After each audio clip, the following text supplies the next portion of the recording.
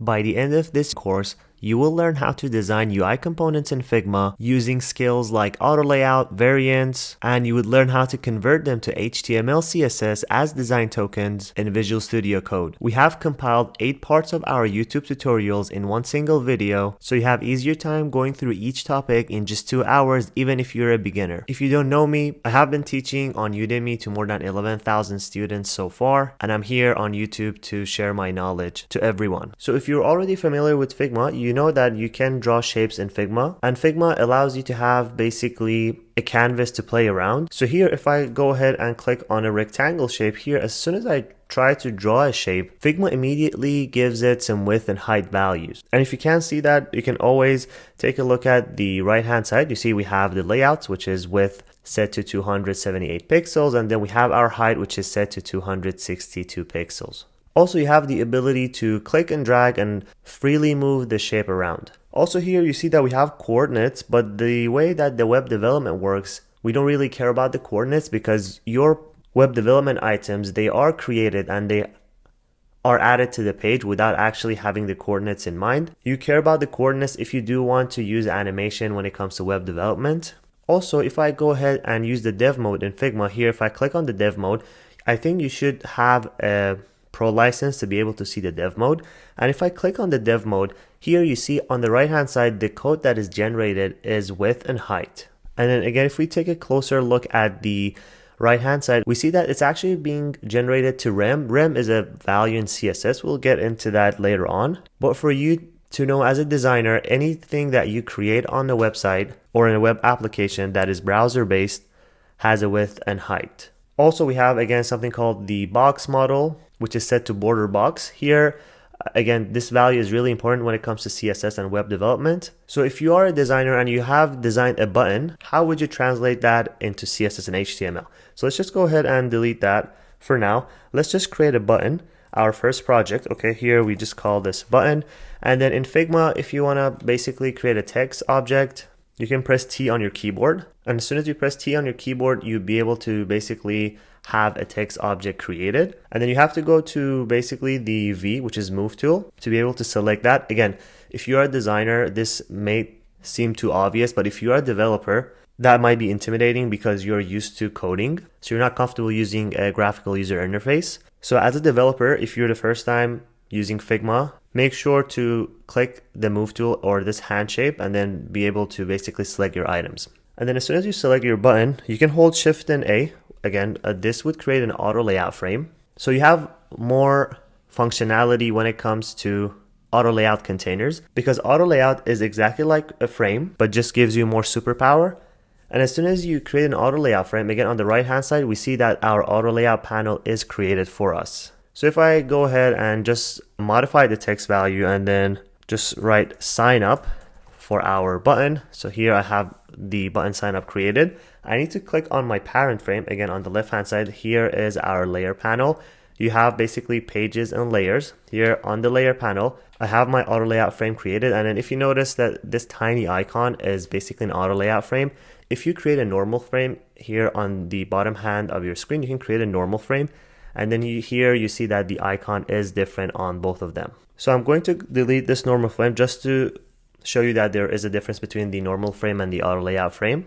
Also, if you're using the previous version of Figma, if I go back to the previous version, the layer panel is basically snapped to the top. You have to basically click on the pages to be able to see your pages and layers.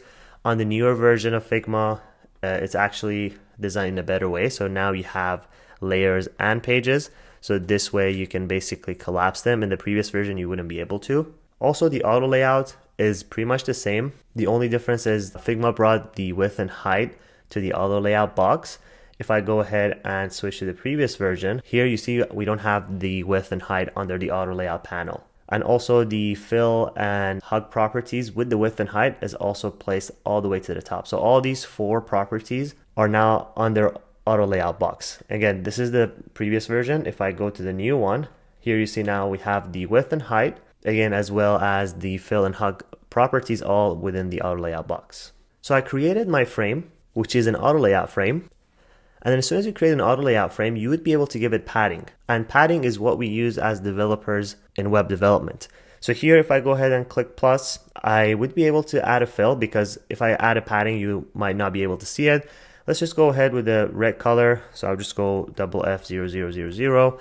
So I have a red button, and if I try to zoom in, again, if you're a developer and you're using this for the first time, you can hold command on your keyboard and you can use your basically mouse scroll wheel to basically zoom in and out. Or if you're using a trackpad, you can pinch to zoom in and out. I'm using a mouse and keyboard, so I'm holding command on my keyboard and using the scroll wheel to zoom in. So now I have my button created. So if I click on the frame, just double click, rename this to button. And if I go to the dev mode, now I see more properties are being generated for me by Figma. One of the properties is called a background. So in web development, we basically give colors to our items using a background color or background. You can use both of them interchangeably when it comes to the CSS, but when it comes to Figma, you don't have that option. You have to go under fill. Here, once you go under fill, you would be able to add a background color to your frame. Also here on the auto layout, you see that we have this padding options, top and bottom, left and right.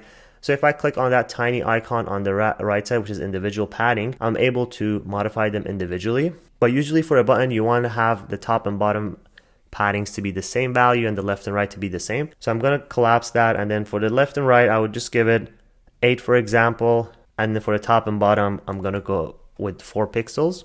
Right now we see our button created. And if I go back to the dev mode, here you see that the buttons, the way the padding is being highlighted is actually not correct, which is 0.5 or 0.25. Well, behind the scene, developers have multiple options. They can either use the pixel values or they can use something called rem. Rem allows them to basically define a fixed pixel value in their code and then multiply that by the values here. So for example, if I go ahead and click on that tiny icon on the top right, here you see I have to be again on the dev mode. I have the ability to basically toggle between pixel and rem. Here the default is set to rem. Again, I can click on the unit setting, and then right now I see that it is set to 16 because the default value of the root elements is 16 pixels on a web browser. So if you do the math, if 16 times 0.5, it would give you 8 pixels. And if I basically close that and go back, here we have 8 pixels on the right and left side. Also 16 times 0.25 will give us 4.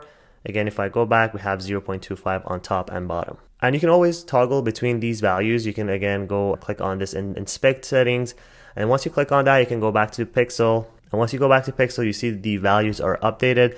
And now I see the values being shown as pixel, which is 8 and 8 and 4 and 4 on top and bottom. And what you notice is, again, once we add the padding, we have again something else, which is the total width and the total height. Is set to 61 pixels and 23 pixels.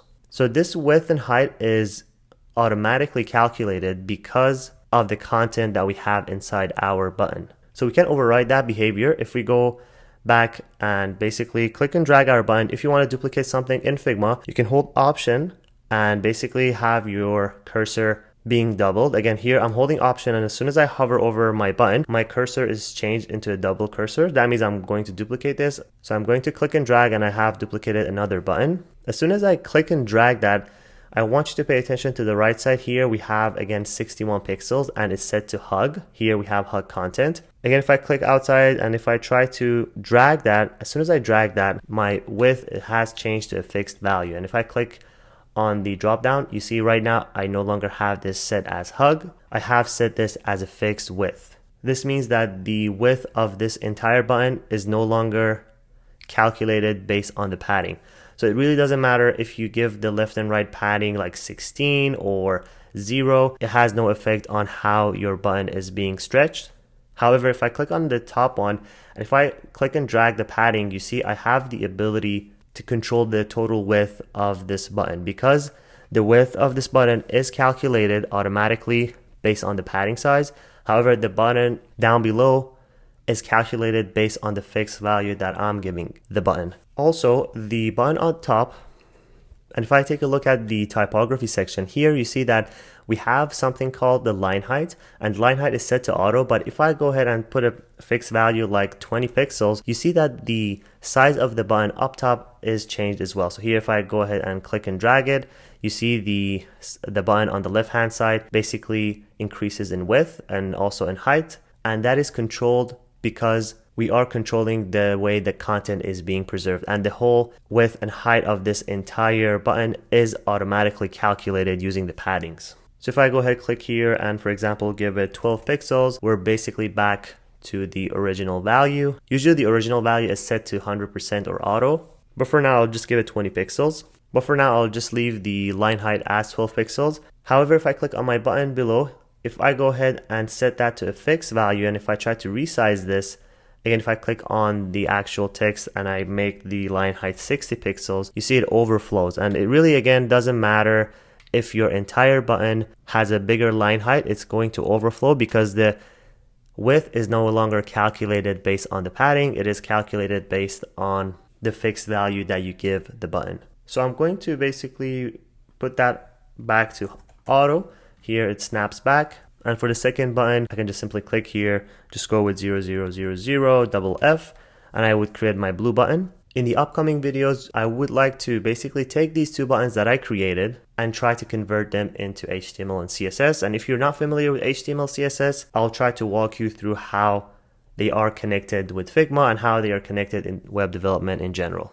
So you have heard of HTML before, and what HTML stands for is basically called Hypertext Markup Language. And HTML elements, you can think of them as containers. So you can create an empty container and put content in between. So if I go back to Figma, here we have a container, which is basically an auto layout frame, is renamed to button, and it's in Figma, an auto layout frame. On the left hand side, you can take a look at a layer panel. Here, if I zoom in, we have a button frame, and then we have a text layer inside of that. So what we can do on the HTML side is we can actually create a HTML element and write our content inside, which is sign up. But you don't have that flexibility in HTML to rename your elements the way you want to. The elements in HTML are preserved, so you have to go by the names that are defined. And the way you create your elements is always starts with a less than sign. Here, if I go ahead and zoom in, you can see that we have a less than sign. And then again, we close that with a greater than sign. And between the less than sign and greater than sign, you put your character. And your character can be basically a preserved HTML element. And then if we go ahead on the closing end, we have less than sign and then forward slash and a greater than sign. And what comes after the forward slash is again the same character that you start with. So for example, if we do want to create a paragraph in our HTML, we start with less than sign and then we have our P paragraph and then we close that with a greater than sign.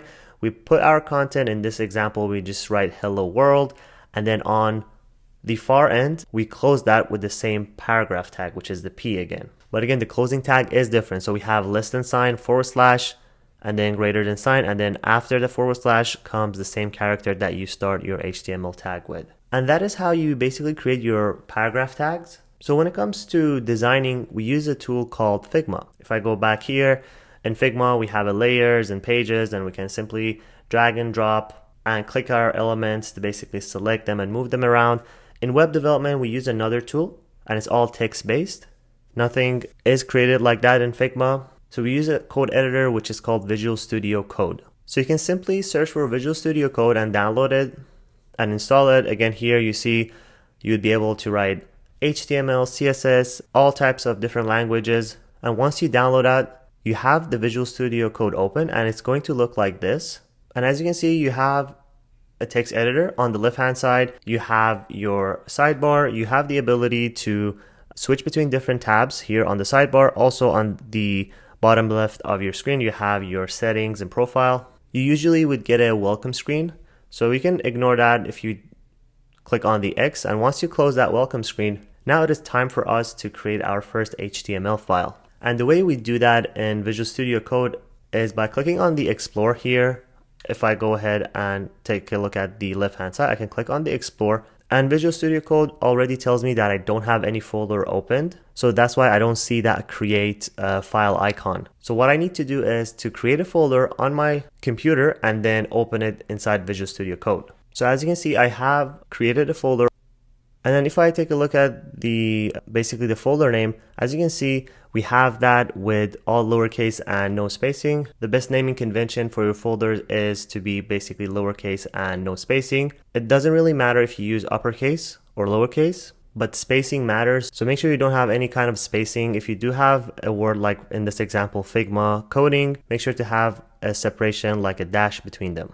Again, there's nothing wrong with it, but for the best practices, it's better to always have your folder names with no spaces. And if you decide to have two words, you can separate them with a dash. So once I have my folder created, all I have to do is click and drag again on my Visual Studio Code. And then here I do get a pop-up screen again. I'm going to close that. But right now you see on the left-hand side on the Explore, I have my Figma coding open in Visual Studio Code.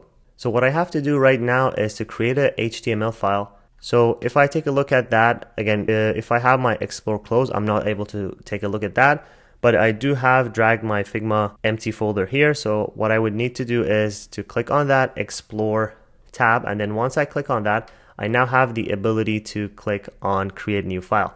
Here now I can create a new file and I can call this Figma. And then what matters is for me to give this file an extension. So if you export something as an image, the extension is most probably going to be .png or .jpg. Or if you have like slides and you export them, it might be .pdf. So here all we have to do is just give it an HTML extension, and the extension is .html. And once I'm happy with it, I press return on my keyboard, and now you see I have my HTML file created. So if I take a look at that, you see we have the HTML icon, and then we have our icon created.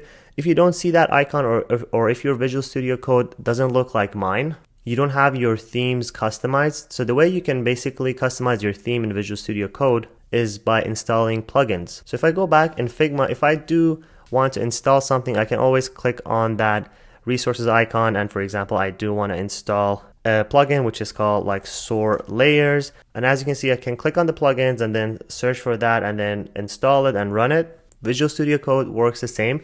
So if you decide to customize your Visual Studio Code theme, you can go to plugins. However, in Visual Studio Code it's actually referred to as extensions. So here if I take a look at that tiny icon, we are going to install our extensions using this icon. So if I click on that and if I try to click and drag this, you see I have already a couple of extensions installed. So one of the extensions, if you do want to install it, again, is called Material Icon Theme, and also Material Theme as well. So I can click on these and I would just go ahead and uninstall them. Let me just also minimize that. So I'll go ahead and uninstall Material Theme and also Material Theme here. I would go ahead and uninstall that, and it tells me to restart. So if I go ahead and restart, you see now my Visual Studio Code looks a bit different. So your Visual Studio Code might look like this right now. Your HTML icon is maybe like this, and then your whole Visual Studio Code now looks gray. So in order for us to install those, again, I can go to extensions, and now I can search for material, and I can click on the install. For example, I would click here and I would take a look at this. Here I can see the icons that this extension gives me, and if I'm happy with that, I would just go ahead and install this. And you see a pop-up appears and it tells me, do you want to use the Visual Studio Code icons or do you want to use the Material Icon Theme? So I go ahead and click Material Icon Theme, and now right now you see my icon has changed as well. So if I go back again to extensions, now I would like to install Material Theme. So I go ahead and click install, and now right now it tells me choose your material theme. So I can go ahead and basically go through them. I have also the ability to choose between light mode and dark mode in this example, and you have again different themes to choose from. I would go ahead and choose material theme high contrast, and I would basically select it. And this is how easy it is for me to install themes in Visual Studio Code. And now you see your Visual Studio Code is looking like me, most probably if you are using the same theme, but it really doesn't matter. It all comes down to what preferences and what colors you like to use. Also, another important thing is if I go back to Figma, here you see, if you take a look at the left hand side of my screen, if I hold Command and /, again, I have this quick action show up. So I can search for example, Sort Layers, and I can run something in Figma. In Visual Studio Code, we have something like that as well. If you want to see your shortcuts, you can go to basically Help.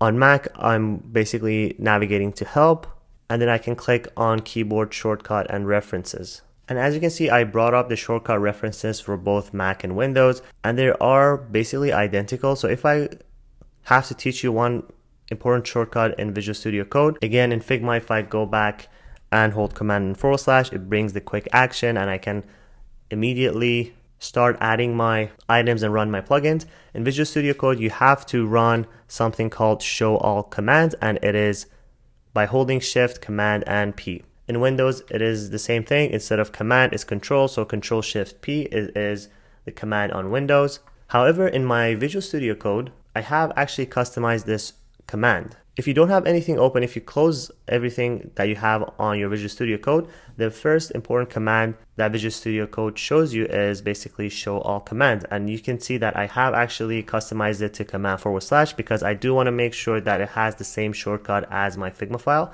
And the way you customize your command is basically by going to the shortcut settings. So how do you get to shortcut settings? Again, you have to make sure, if this is your first time installing Visual Studio Code, hold Control Shift P, or if you're on Windows or Mac, you can hold Shift Command P, and as soon as you do that, you would be able to have your search show. Again, in my example, I'm holding Command and / because I customized it. And now you have, again, your search command appearing up top. So what you need to do right now is search for keyboard shortcuts.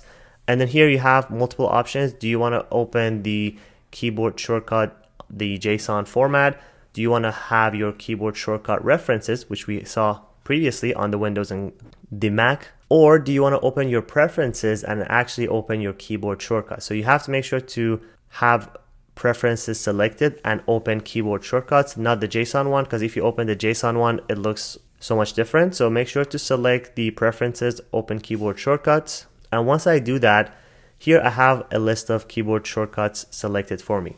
So now if I go back to my reference, the command is called show command palette. So now all I have to do here is search for show command and then palette. But as you can see, it doesn't show the command palette. So what I need to do is basically delete the word palette. And right now you see it tells me show all commands. And now I have the command, which is show all command, even though on the reference is referred to as show command palette. On the shortcut settings is referred to as show all command, and I actually binded it to command /. And then on the right hand side, it says that I actually modified it. This is not a system modification. This is modified by a user, which is me. And now if I want to have that back to command Shift P, I can click on that tiny pen icon and then hold command Shift P. Here, as soon as I basically hold command Shift P, once I'm done holding command Shift P, I can press return on my keyboard, and now right now my key binding has changed. So if I close that and hold command Shift P, you see my quick action is changed and it opens when I hold command Shift P. So I'm going to revert this back to command /. Again, I would now search for shortcut, and then I do want to open keyboard shortcuts, not the JSON one, and I would search for show commands and then click here. And now I would hold command and /. And then by doing that, I press return. And now I have changed my shortcut to command /. And once I'm done with that, I can close this. And now if I do a test, command /, I have exactly the same shortcut as my Figma environment. Also, what you have to keep in mind is if you decide to, for example, change this theme and you don't like it anymore, you can do command / and now search for color theme. And now again, preferences, color theme. I can click on that. And now I have the ability to switch between different themes. Most probably once you install Visual Studio Code, you have one of these default themes. But right now I know how to search for commands on my Visual Studio Code. So I have the ability to switch between them if I ever decide to. Same thing with the icon. I'm going to escape that. And then if I do command / and search for icon, here you see we have preferences, file, icon, theme. So I click on that. I have the ability to switch between different icons. Here you see that if I go with different icons, but I do want to go with material icon theme, which is the one that I just installed. And right now you see the icon goes back to the material icon theme that I selected. So command / is your best friend when it comes to Visual Studio Code. So make sure you customize that to your command, because originally if you have never used Visual Studio Code and you've installed it for the first time, you would have your command as Shift Command P. So make sure you customize it the same way that you're using Figma. So if we go back to our HTML slides, we basically learned that if we decide to create an HTML tag, we have to create some characters, less than sign, greater than sign, and then in between these, if I go to the next one, we have to place our HTML character. In this example, if we do decide to create a paragraph tag, we would just place our P character in between the less than sign and greater than sign, which is called the opening tag. Again, if I go back here, it is called the opening tag or a starting tag. And then if I go and take a look at the far end, we have the closing tag or the ending tag. And this is where you would place your paragraph item. So now let's replicate that in Visual Studio Code, because if I go back to our Figma, we created two of our button and we now want to create our HTML version of them. So since we created our first HTML file, so what you can do is hold Command and plus or Command and equal sign. And what happens is your Visual Studio Code basically zooms in. And if you already customize your show all commands, you can hold Command and forward slash and then search for zoom in. And then as you can see here, we have the zoom in shortcut key to Command equal sign and the zoom out to Command minus. So here you have also the ability to use these shortcuts to zoom in and out. And we have our HTML file created. So what we need to do right now is double click on it. And once we double click on it, our HTML file is opened. Now we need to do basically less than sign P greater than sign. And then as you can see, it auto generated the end tag for me. So now let's just go ahead and delete that. And if we again hold Command and forward slash, search for settings, we have again two options. We have the JSON one and basically the open settings UI. So what I need to do is open the UI version. And once you open this, all you need to do is search for linked editing. There we go. So as soon as you search for linked editing, it tells you that whether your HTML tags are updated again as you try to complete them. So if I disable that, it might not have that much of an effect. Again, if I go back here and then start to write our P tag, it auto generates it still for me. However, if I double click inside of the P tag and I decide to use another tag, let me just zoom in.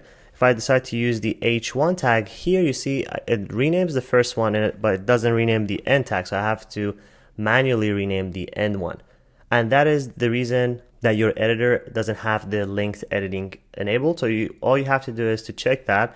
Once you check that, for example, if I decide to go back to P, all I have to do is to rename this to P and it automatically renames the end tag for me. Also, a better way for you to generate your HTML tags, if I hold Command and A, that would select everything. This shortcut is exactly like the same in Figma. If you want to select everything in Figma, you hold Command and A. Now, if I go ahead and delete that, I have a better version to generate my HTML. So all I have to do is basically type the letter P, and here I have something called emit abbreviation. So here, all I have to do is click on this and it actually generates that for me. So I no longer need to do less than sign P greater than sign. So I can just basically delete that, Command and A to delete. I can do P, tab on my keyboard. And as soon as I do tab, it actually auto generates that for me. So again, if you take a look at the bottom left hand of my screen, I press P on my keyboard and I do tab, and then it auto generates that for me. And then again, make sure to have the linked editing enabled, because right now, if I, for example, disable that, and if I go ahead and decide to use another tag, H1, it doesn't rename the end tag. So make sure you have this enabled, because this way, if you decide to create an H1 and press tab on your keyboard and you decide, oh, you know what, I want to rename my tag to P, I can just double click, rename this to P, and it auto renames the end tag for me. Also, how do we basically try to preview our HTML file in the browser? We have to do two things. We have to generate something called the HTML boilerplate, and then we have to open our HTML file in the browser using an extension called Live Server. So what I have to do is, again, go to the extensions and let's just delete everything. I search for something called Live Server, and again, this is the extension I'm going to install. The extensions usually come and go because developers develop them, and then if they don't maintain them, they might be deprecated. But for now, this extension is live and it is working. So once you install this, you'll have an icon created for you at the bottom right of your screen, which is called Go Live. So as soon as you install that, I'm going to close this, and all I have to do is basically generate the HTML structure, which allows me to open this HTML file in a browser. And all I have to do is hold Shift and exclamation mark. And then again, we have the emit abbreviation pop up, and all I have to do is press tab on my keyboard.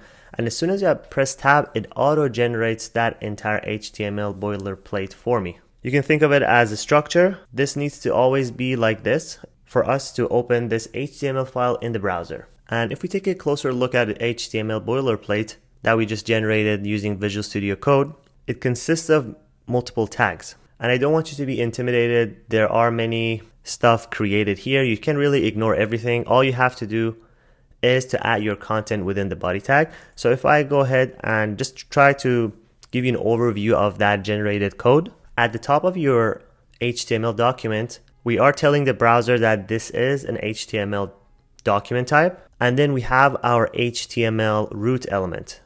Everything inside the HTML has a parent, and the parent of the parents is this HTML root document. You can simply ignore the head tag for now because the head tag lets us use responsive behavior. We are not going into these advanced topics for now.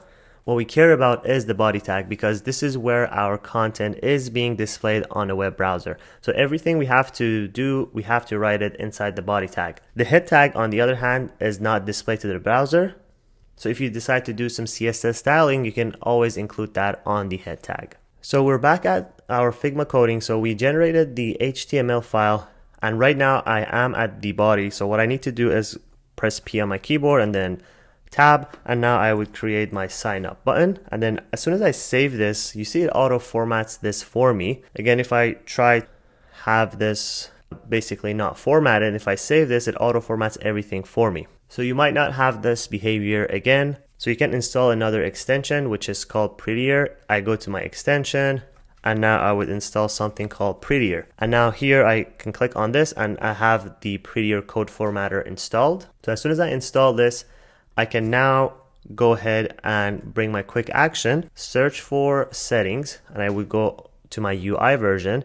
And now I have to enable Prettier. So what I would do is just write editor default and then formatter. There we go. So all you have to do is just search for default formatter or editor default formatter. And now as soon as you install this, if I click on my pop-up, I have the Prettier installed.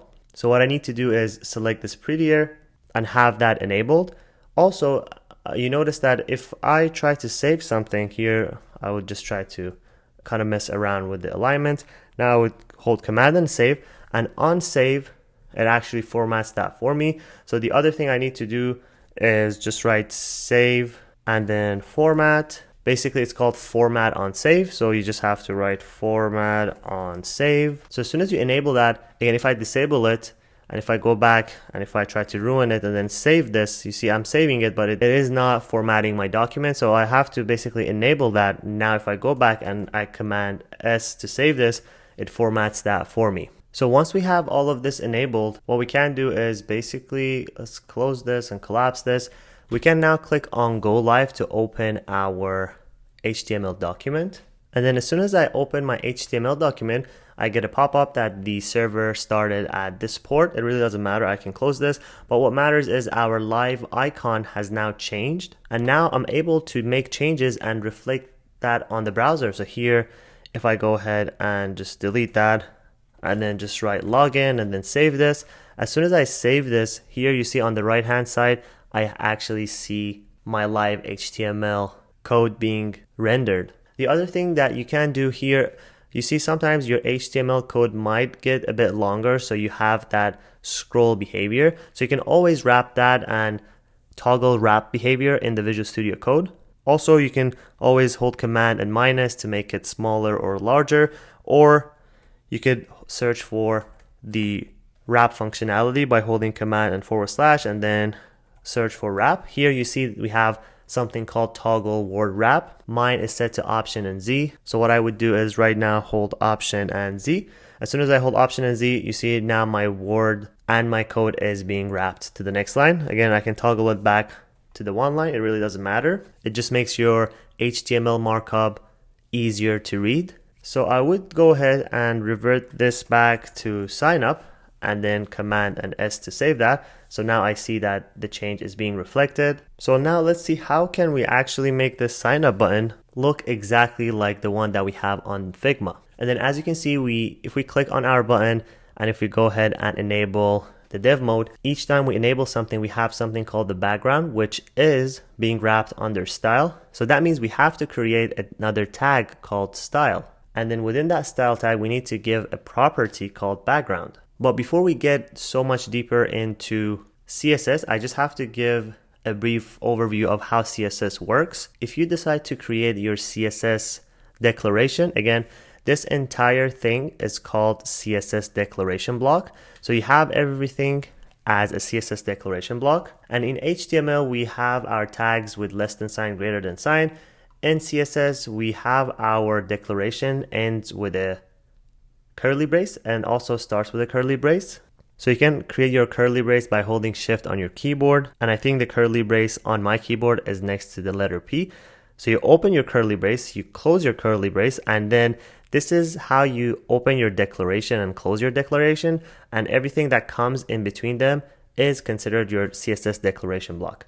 And inside your declaration block, you have something called the property and value. So now if I go back to Figma and if I come here, you see now my property is set to background, colon, and my value, which is red, and then semicolon, which separates that. If I take a look at the top one, I have a value called inline flex, and I have a property, which is called display. You are already familiar with the padding property. So here we have padding. In Figma, we control the padding of our element. In CSS, we just write the padding, and then we just give it a colon, we give our values, and then we close that with a semicolon. And this is basically a separator that separates them for me. And what matters is basically something called the selector. So you always have to select your HTML elements to tell the CSS, hey, make sure to basically apply this to these type of elements. In Figma, it's pretty easy. I don't need to have any selectors. I can switch back to the design mode. I can simply select my item.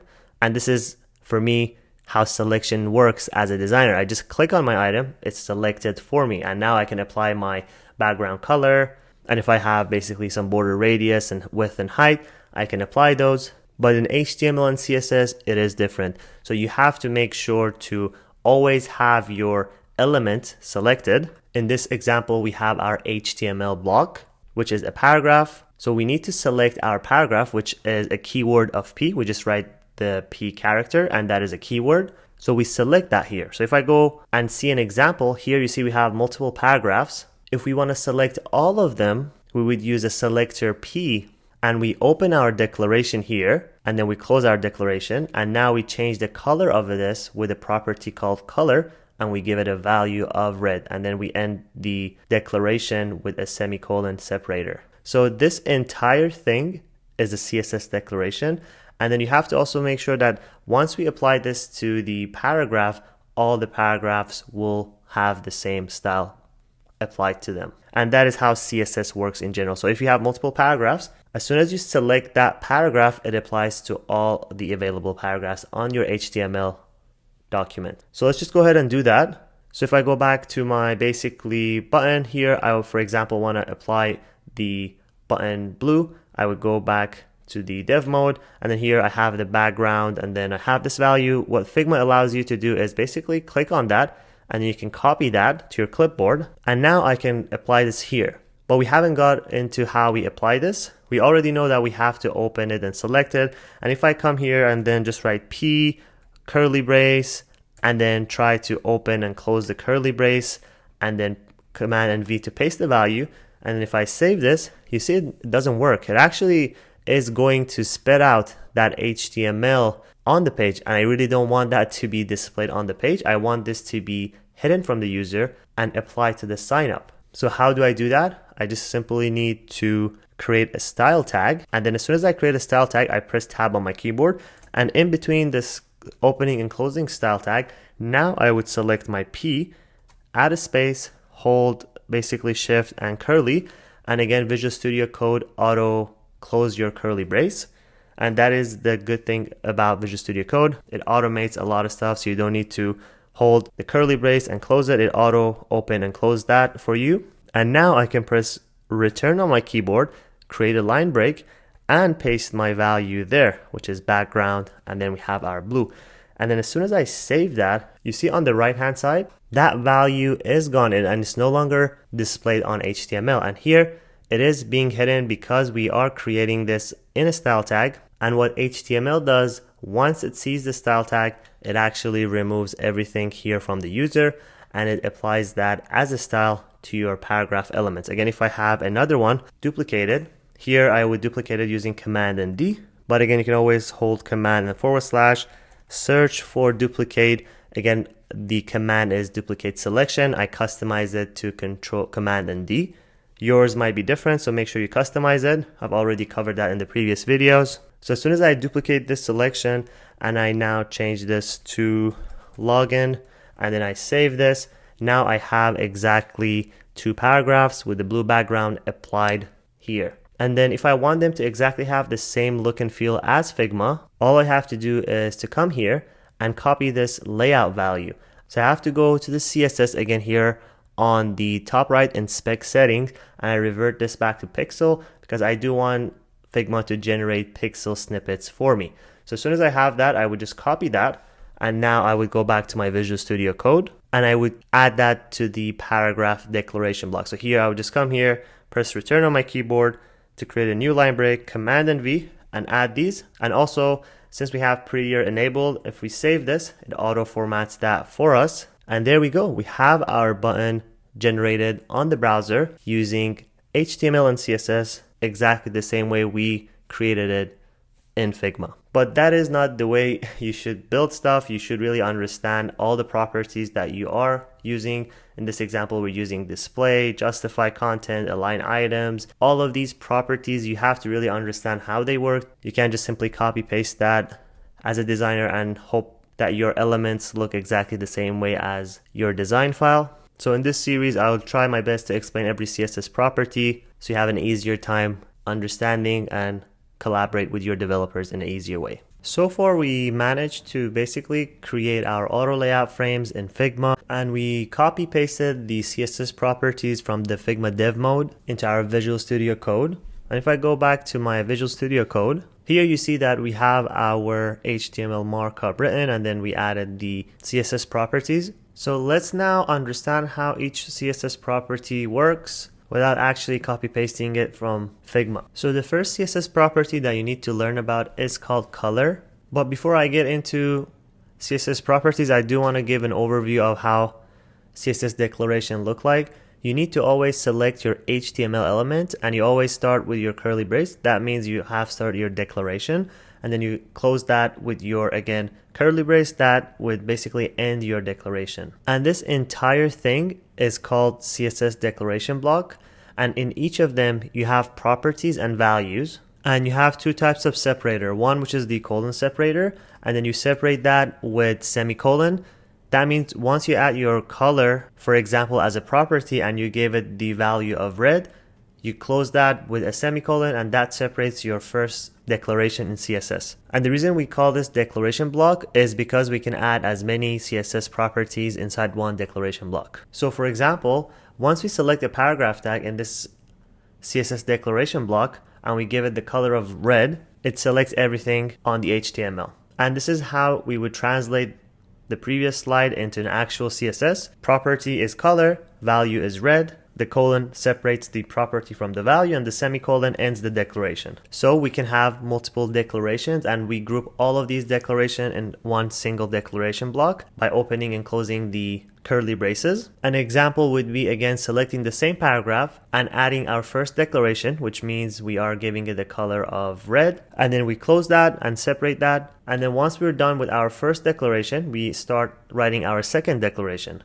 We learned that in Figma that we can give padding to our elements and when it comes to auto layout. So here we are giving padding and basically setting the padding value to 20 pixels. So all the paragraph elements would get the value of 20 pixels. And the first CSS property that you need to learn about is color. Color allows you to change the text of an element in the HTML. So I'm going to go back to Figma, and then here, as you can see, we have 2 buttons. And if I click on my first button up top, here we see that we have something called fill. And if I open my button layer here on the right hand side, you see that I have something called the text. And if I click on my text, I have the ability to change the color of it in Figma.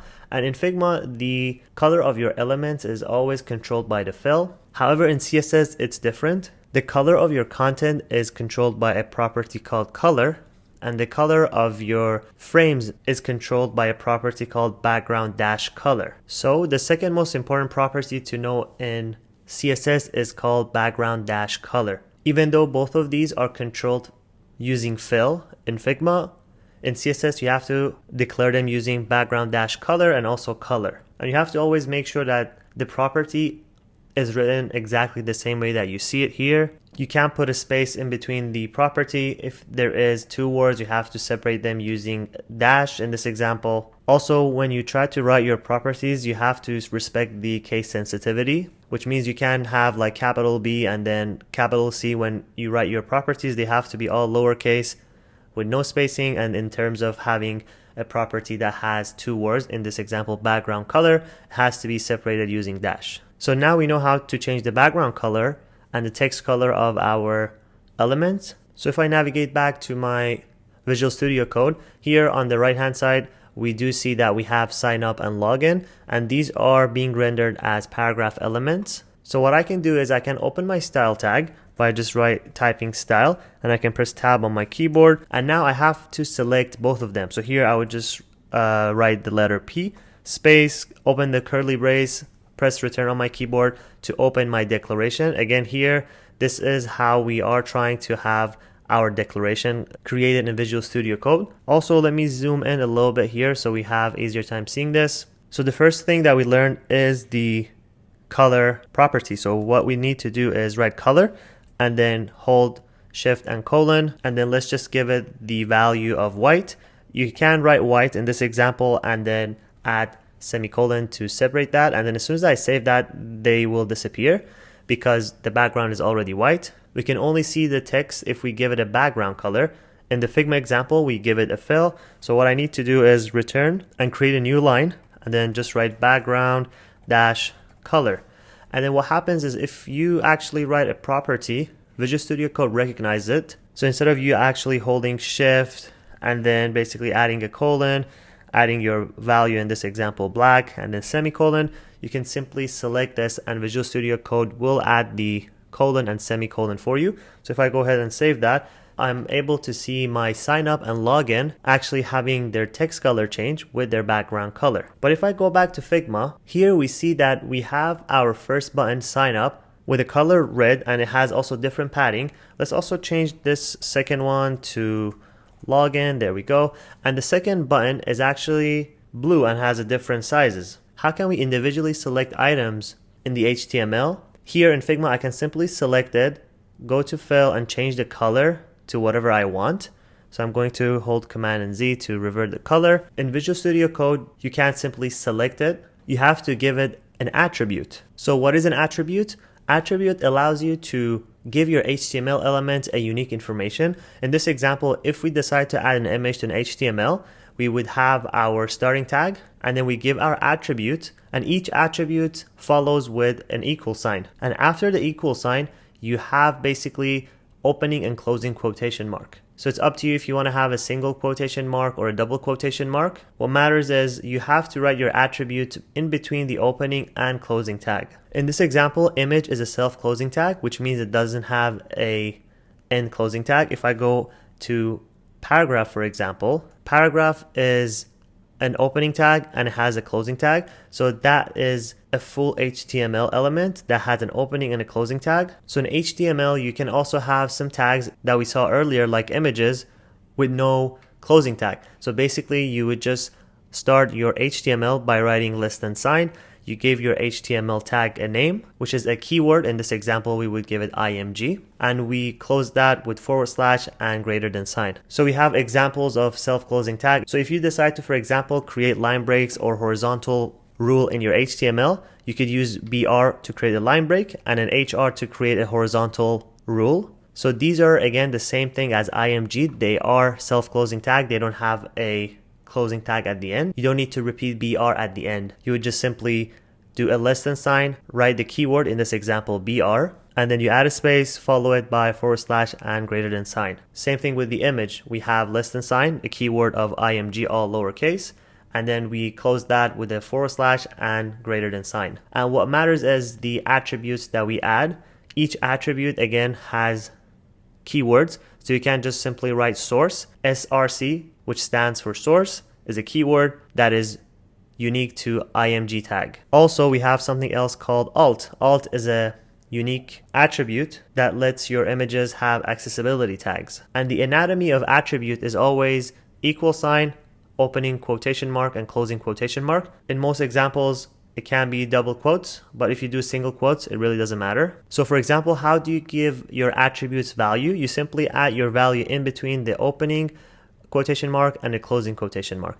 In this example, we are linking this image to a random website, and we are opening our IMG tag, and in between the source attribute, which is the opening quotation mark, we're passing our URL and we close our quotation mark. There are attributes that are common between all the HTML elements, and they are ID, class, and style. What I mentioned earlier was the class attribute. As you can see, image is a self-closing HTML element, so we have an ID and class attribute added to it. Also, paragraph is an element that is not self-closing. Here we have our starting element and also our closing paragraph tag. And here in the beginning, which is the starting tag, you can add your attributes. So the way it works is you would start your paragraph, less than sign, and then you add your P, which is a keyword stands for paragraph, and then you follow that with your attributes. In this example, we care about the class attribute. We would just write the keyword class equal, and then we would pass our class name. So what happens is, as soon as you add your class, in this example, we have our paragraph. You see that we have our class of text added to our first paragraph.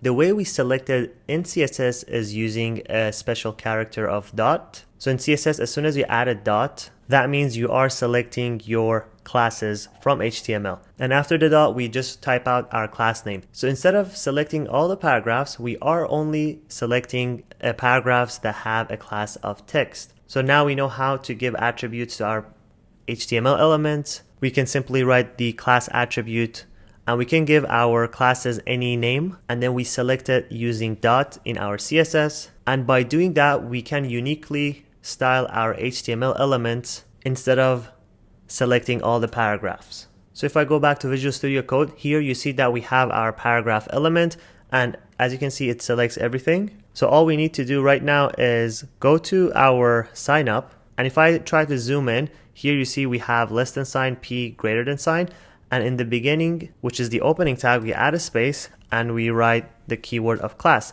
As soon as you write the class, Visual Studio Code would give you the suggestion. So if you click on it, it auto generates the equal sign, opening quotation mark, and closing quotation mark. And as you can see, the quotation marks are not single quotes. It really doesn't matter, you can use single or double, but if you're using double quotes, make sure to stick with the double quote. So here I would just give the first one a class of sign up, but if you do that, it's actually not going to work.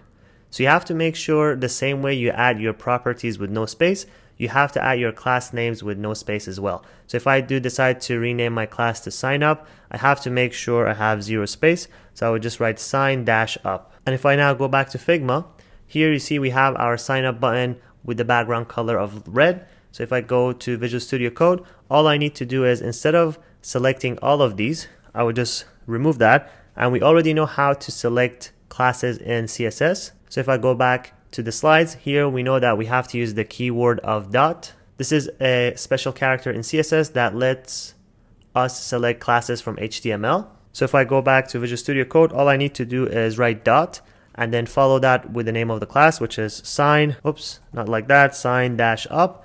And then we give it a space and we have our curly braces created. We create our line break, and all we need to do is give it a color. Same thing, as soon as you write the CSS property, you can now select it from Visual Studio Code, and Visual Studio Code would give the colon and semicolon separators. So we can just give it the color of white. Also, you can give it any hex value or HSL value. It really doesn't matter. So if I go back to Figma and if I click here you see that we have our hex value. So what I can do is I can copy that and come here to the Visual Studio Code and hold shift and create my hashtag and then paste my hex value here. And that would create the color of my text to be white. And now I need to create another line break, write background color. If you don't want to use your mouse, you can use your keyboard to navigate between different properties. And as soon as you have the property selected, all you need to do is press tab. And as you can see, I'm using tab, and Visual Studio Code would generate that CSS. So if I go back to Figma, I can select my button and copy the fill value and go back to Visual Studio Code, Command V to paste that, and now I can save this.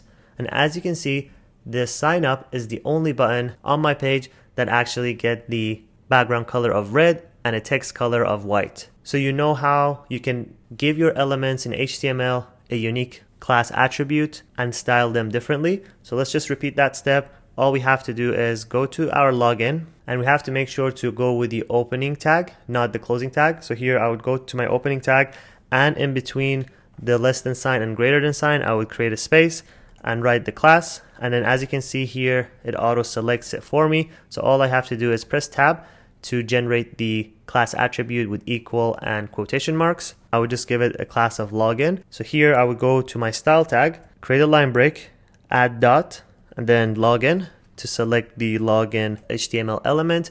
And then I would just type in color tab and then hashtag triple F for the white text color. And then background, as soon as I write the word back, I have the ability to select the background dash color. So I can press tab on my keyboard and I can go back to Figma and I have my login here. Now I can select it, copy the fill value, go back to Visual Studio Code, and in between my login declaration block, I can add hashtag, Command V, save that. And right now you see I have the ability to uniquely style my HTML elements the same way I have the ability to style them in Figma. So we managed to create our buttons in Figma, and as you can see we have two different buttons. They are built differently. One of them is built using paddings, and as you can see we have our hug property set to our width and height. Basically, hug property allows us to dynamically resize the button. However, the other one, if we take a look at the right hand side, we have set the values to fixed on width and height, which is not recommended. When it comes to buttons, you should dynamically let them grow and use padding to adjust the values. So how do we get this button exactly the same size? Here, as we can see, we have 8 pixels of padding on left and right side and 4 pixels of padding on top and bottom. So if we visit our Visual Studio Code, we have a class of sign up which is attached to this sign up button. We are already giving it the correct color and background color. All we need to do is to give it the correct padding size. So there is 2 ways in CSS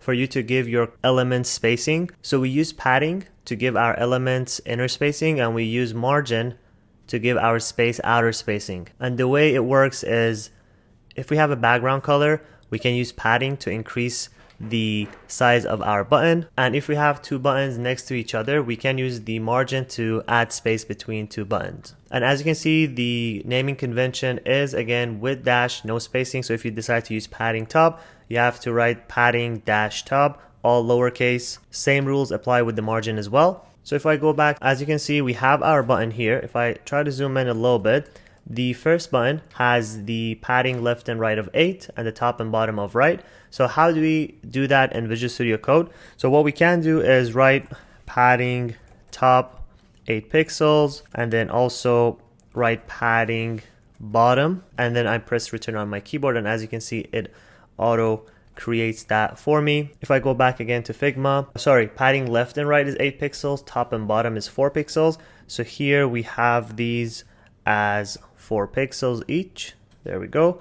And now we need to just give it padding right side, which is 8 pixels. And if you want to duplicate, you can hold Command and D. Make sure to have your key bindings. Again, you can search for the command duplicate selection. I already explained in the previous parts of the video how you can customize your keyboard shortcuts. Mine is set to Command and D. And as you can see, I duplicated this line and I just changed the value to left, and then I have that as 8 pixels. So I'm going to save this, and as you can see, once I save this, if I take a look at the right hand side, the sign up button is, tiny bit bigger. What I can do is also in Chrome, try to zoom in a little bit so we can see the difference, because if I don't zoom in, I'm like at 300% right now. You see, because I gave it a padding of 8 pixels on right and left, we have a bit of a spacing added to left and right. However, you see the entire button is taking all the available space. And why that is the reason. If I go back to my button on Figma, you see it doesn't take all the available space. It's actually set to hug and hug. In Visual Studio Code, or in general and web development, we don't have a property called hug. We don't have any of this. However, we have a property called width. Also, we have a property called height. So as you can see in CSS, we have the ability to give our HTML elements width. In this example, you see that we have lots of different values, VW, which is viewport, percentage, EM, rem. We can get into these later on, but what we care about is giving the pixel value. But if we do give our buttons a pixel value, they are going to be fixed, and we don't want that behavior. We can apply that logic if we do decide to have our button exactly the same size. Here you see, if I click on this drop down, our value is set to 89 pixel in width, and then also 43 pixels in height, and this is actually a fixed pixel value. There is no padding that has an effect. Again, if I click on the padding and I just make it 96 pixels, you see we have zero effect on the width and height of this button. So the paddings are zero, and this button is actually being controlled using width and height properties. So here I'll just give it 100 pixels of width, and let's just give it 50 pixels of height. So for my login, the way I can control it is I can go to my login CSS declaration, and I can give it the width and then press return on my keyboard and give it 100 px, which is 100 pixels. And now I can create another line break, give it a height, and give it 50 pixels of height. So I can save that. And as you can see, it actually controlled the width of my button and also the height of my button. And my button no longer goes all the available space. So it only takes the 100 pixels that I defined it, and also the 50 pixels of height that I gave it in the login class. However, what you notice is in the web development, the text is not aligned properly, even though we gave it the correct width and height. If I go back to Figma, here you see the actual text button is center aligned. We don't have that behavior when it comes to web development, so we have to give it a property called display. If I go ahead and click on my button and switch to dev mode, here you see this button, once I click on it, if I go ahead and zoom in, here we see that we have a display called flex. And also flex has some properties which is called justify content and align items. By giving these values to my button, I'm able to center align my login text inside my container. So what I would do is I would go back again to the design mode. Now I want to introduce another property in CSS which is called display, and display has multiple values. One of the values is flex. So we were able to see that value if I go back to Figma and then try to toggle that. Here you see we have a value of flex and basically a property of display. This is exactly the same CSS properties that we use in front-end development. And the way flex item works, you can think of this dotted line as basically a flex container or a button. So if you have, again, multiple items, it really doesn't matter if you have a single text item or multiple text item. As soon as you add a display of flex to the parent container, you have the ability to align your children item on the cross axes and also the main axes. So in this example, we have our button, and as you can see, we only have one children. Here, if I click and I basically duplicate, you see I have the ability to have multiple flex children. I don't have a use case of having two text values in a button. You usually have one text value, so I'm going to delete that. But you might have an icon or something in your button along with the text. So this is where you would use flex as well, to align your icon with the text inside your flex container. So the way you initialize a flex container is by giving it the property of display. And as soon as you give it the property of display, you're able to choose a value of flex. And as you can see, the default behavior is set to align left. In this example, we have justify dash content, which is set to the default value of flex start. That basically means as soon as you have a display of flex, all your flex children item are aligned to the left. So if I go ahead and try basically adding a display of flex to my login button, as you can see, we have my login button and we already gave it a fixed height and width. All I need to do right now is to give it a display, and then I press return on my keyboard. And here you see we have a list of values to choose from. What I'm interested in is the flex, so I'm going to select display flex. And as soon as I save this, you see nothing happens. And the reason is by default, all the flex items, which is in this example, this text children item, is aligned to the left. So if I go back to this slide, you see the default value is always set to flex start on the justify content, and it's always aligned to the left side. So how do we center align it? We use a property called justify content, as I mentioned previously, and we gave it the value of center. Justify content property only works if you actually enable flex when it comes to your children elements. So if you don't give your HTML parent element, in this example, our button, a display of flex, you're not able to use justify content. Justify content only works when you initialize display flex. And once you do that, you'd be able to align your items on the main axis using the justify content property. So now if I go back here again on the Visual Studio Code, I already gave it a display of flex. So my login is a flex item. And if I go back to Figma, here you see we have the ability to center align our item. On the right hand side, it's center aligned, and this is how we control the alignment on the Figma. So by default, it's always aligned to the left and top. This is the current behavior of the Visual Studio Code. So the way we would center align this login is in Figma by basically clicking on this icon. So here we would center align this. So if I go back to Visual Studio Code, all I need to do is just write justify content and then give it a value of center and then save this. And right now you see that my login is now center aligned on the button. So if I go back to one of our slides here, you see justify content only works on the main axis. When you have flex items, you have two axes, one which is the cross axis and the other one is the main axis. So if you decide to center align something on the cross axis, you have to use another property, and that property is align items. Again, by default, align item is set to flex start, which means your flex children element is always aligned to the top. So if you decide to center align it, all you have to do is give it align items of center, and your flex children items would be aligned to the center. So if I go back to Figma, here you see we aligned our login text to the top, and if we want to click the center alignment, now our text not only is aligned on the main axis, it's actually aligned on the cross axis too. And this happens when you combine justify content with align items. Even if I try to toggle the dev mode, click on my button, here you see on the right hand side we have justify content combined with align items. So all I have to do in Visual Studio Code right now is to go to my login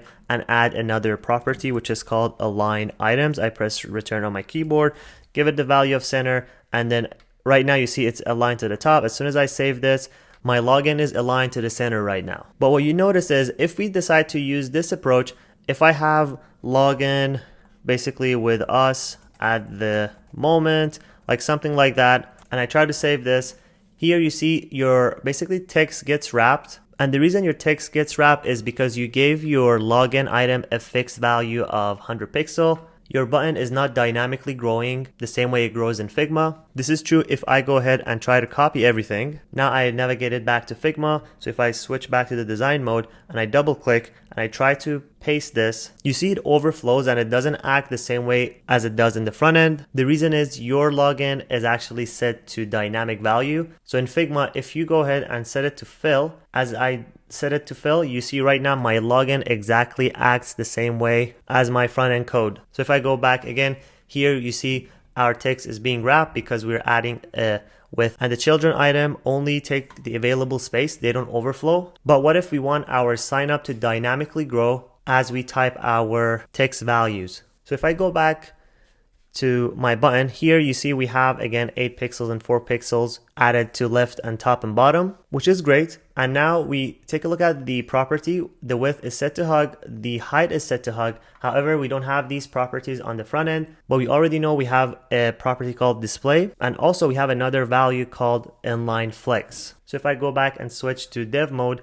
here if I click on it, right now you see that we are setting our display to inline flex, because by default in the web development world, we have certain HTML elements that take all the available space by default. So you have to override that value with the property of display. So if I go back to my Visual Studio Code, all I have to do is just give it a display, and instead of flex, here you see we have a value of flex. All I have to do is just write inline dash flex, and as soon as I select that and save this, right now you see my sign up exactly has 4 pixels of padding top and bottom and 8 pixels of padding on left and right. And not only that, if I go ahead and try to copy this text, sign up with us at the moment, and I try to save this, you see our button grows exactly the same way it does in Figma when you have the hug value. So if I go back to Figma, you see here on the width side, we have the hug value. So if I go ahead and try to double click and paste the value, you see your button grows exactly the same way dynamically. So these are the main difference between dynamically making your elements grow or giving it a fixed value, both in Figma and when it comes to your front-end development. Always the recommended approach is going with this to making sure your buttons grow dynamically. However, when it comes to certain elements in your pages, usually the mobile size, you don't want your buttons to dynamically grow. So on mobile devices, you usually want your buttons to take all of the available space.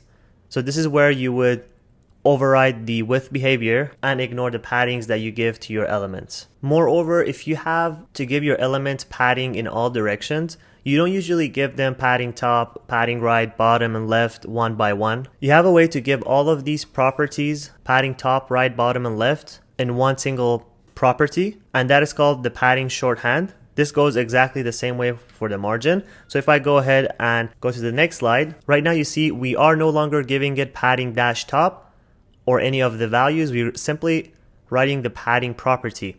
And if we do write the padding property and just write 10 pixels, that would be applied to all the directions. So in here, you see we have all these values. If I go ahead and remove all of them and just give it a padding value and just give it, for example, 20 pixels and save this, you see 20 pixels is now being applied in all directions. So how do I apply things to the top and bottom, left and right, without actually defining each of them one by one? All I have to do is to give them a shorthand version. So if your padding only has two values with a space, here we have our property padding and we give it a value of 10 pixels, and then we add a space and we give it another value of 5 pixels.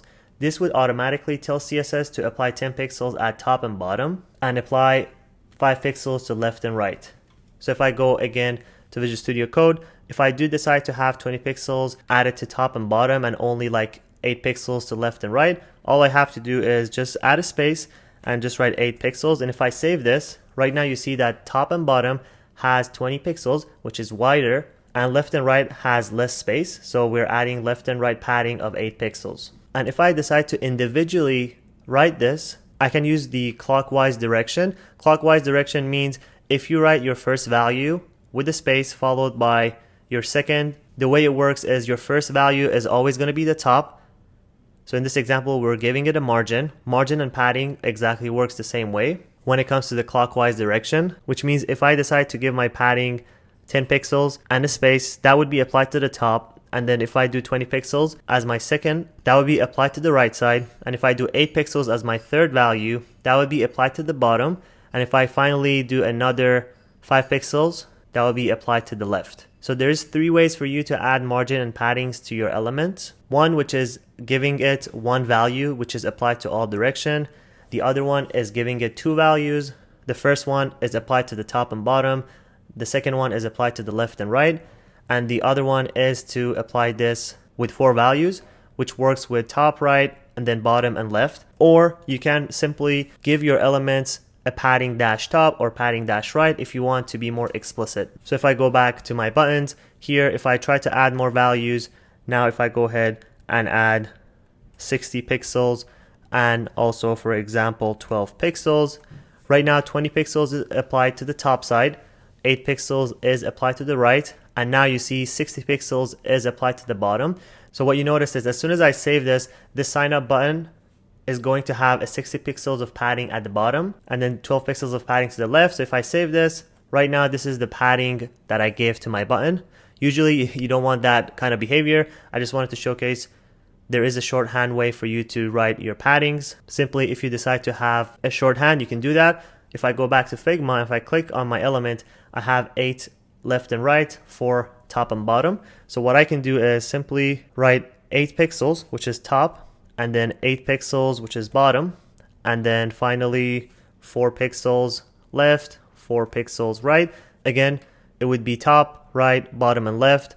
If I save this, now my button is back to its normal shape. Also, if you have a repeated behavior, which means you have 8 pixels top and bottom with the same value and left and right with the same value, you can simply omit all of this and only have 2 values, which means 8 pixels would be applied to the top and bottom and 4 pixels would be applied to the left and right.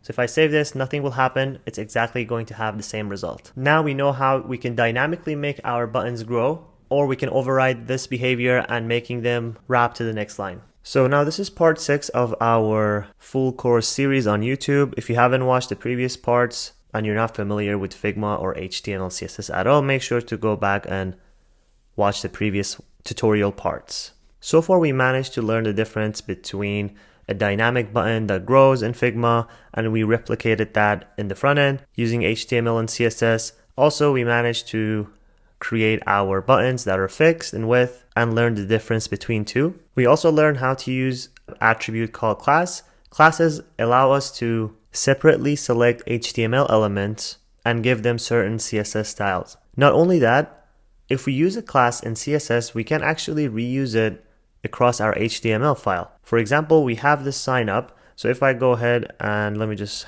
remove the text here and I duplicate this. If I go ahead and save this, here we see that we have sign up and again sign up. And if I just simply change the text to cancel, for example, and save this, you see that we are reusing our CSS style across HTML.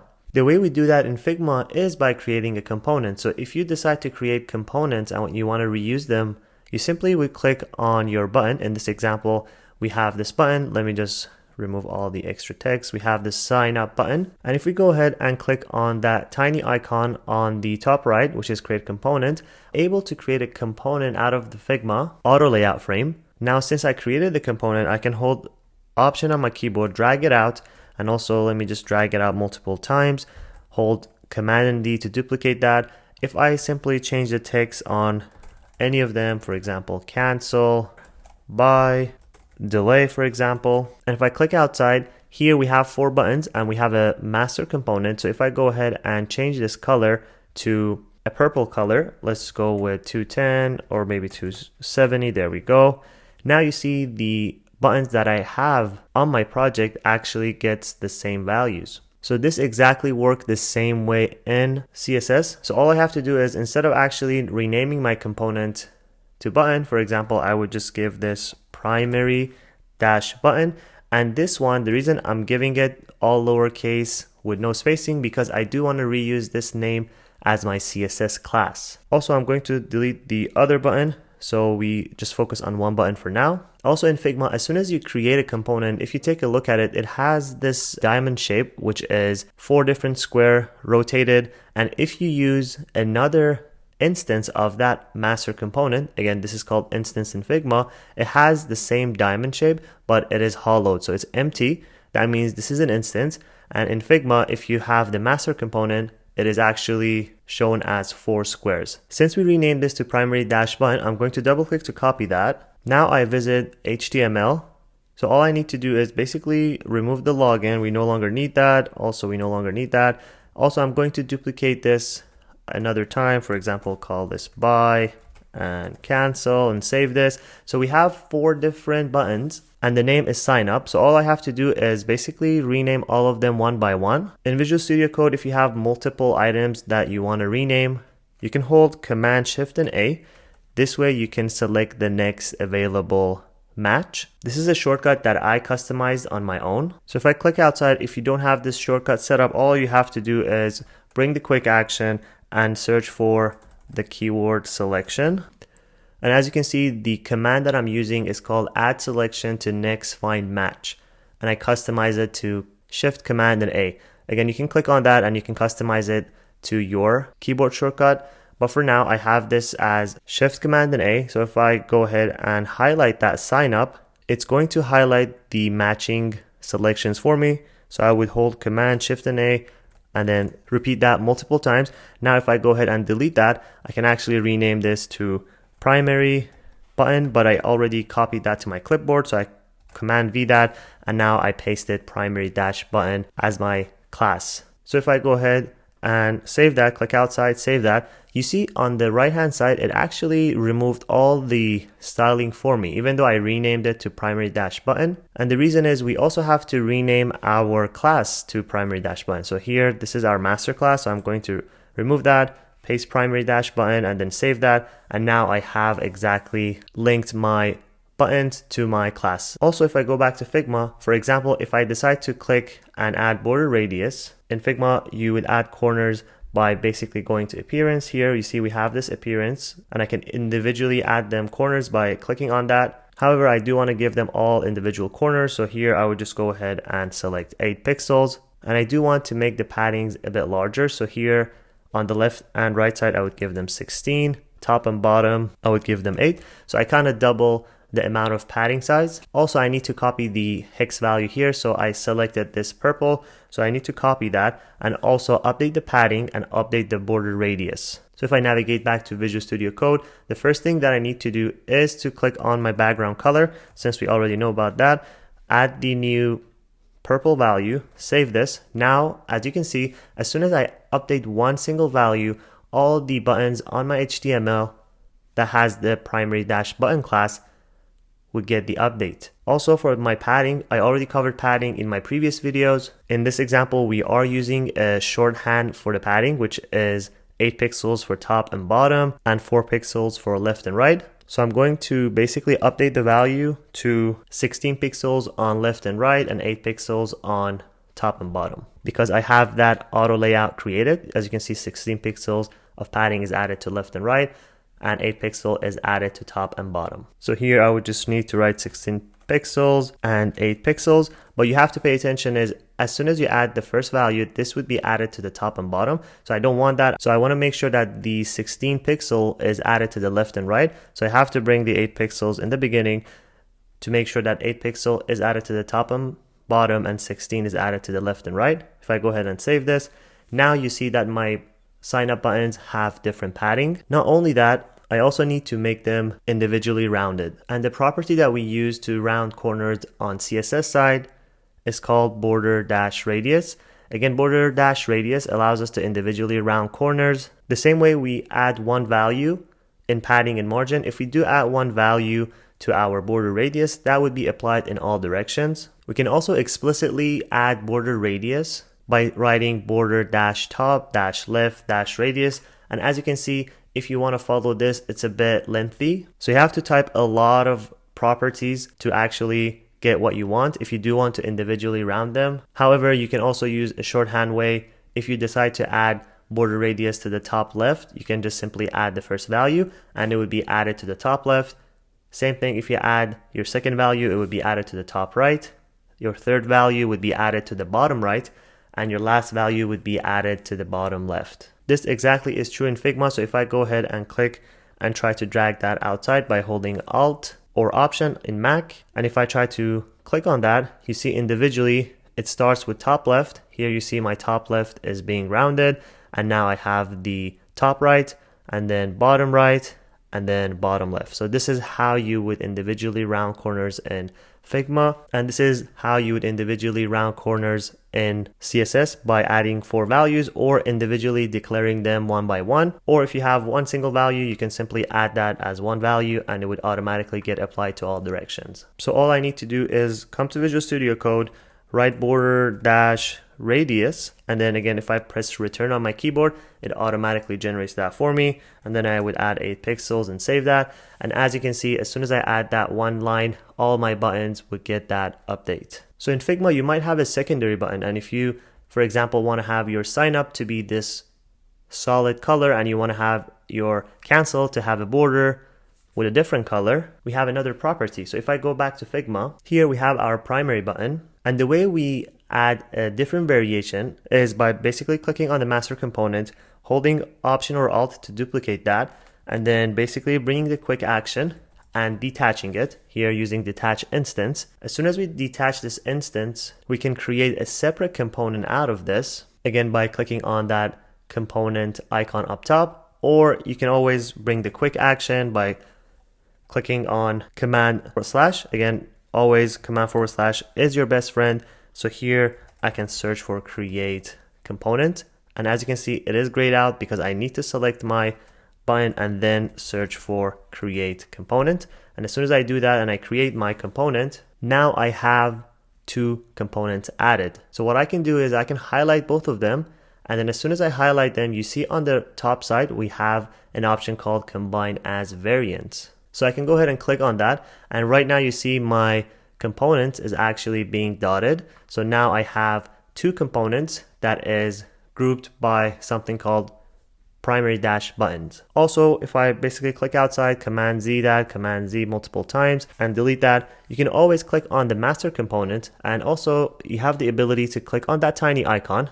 This allows you to add a new variant. So if I go ahead and do that, it automatically creates another variant for me. So right now I have primary dash button, and then here I have two components that are grouped under one master component. So this group is called variants in Figma. So what we need to do is break that down to CSS classes. So on the Figma side, if I click on that one, so what I would do is I would just give this a generic name, for example, button. And what I need to do on my property side, here Figma give this a default property, property 1. So all I need to do is click here, double click, just write CSS class, there we go. And by doing that, I am defining a custom property called CSS class. And now I can click on my first one, which is sign up. And then instead of having this as default value, I could write primary dash button. And then I can go to my second button. Let's go ahead and change the color. In this example, I need to copy the fill value, go to the stroke, and then paste that. There we go. And then change that to, for example, white. There we go.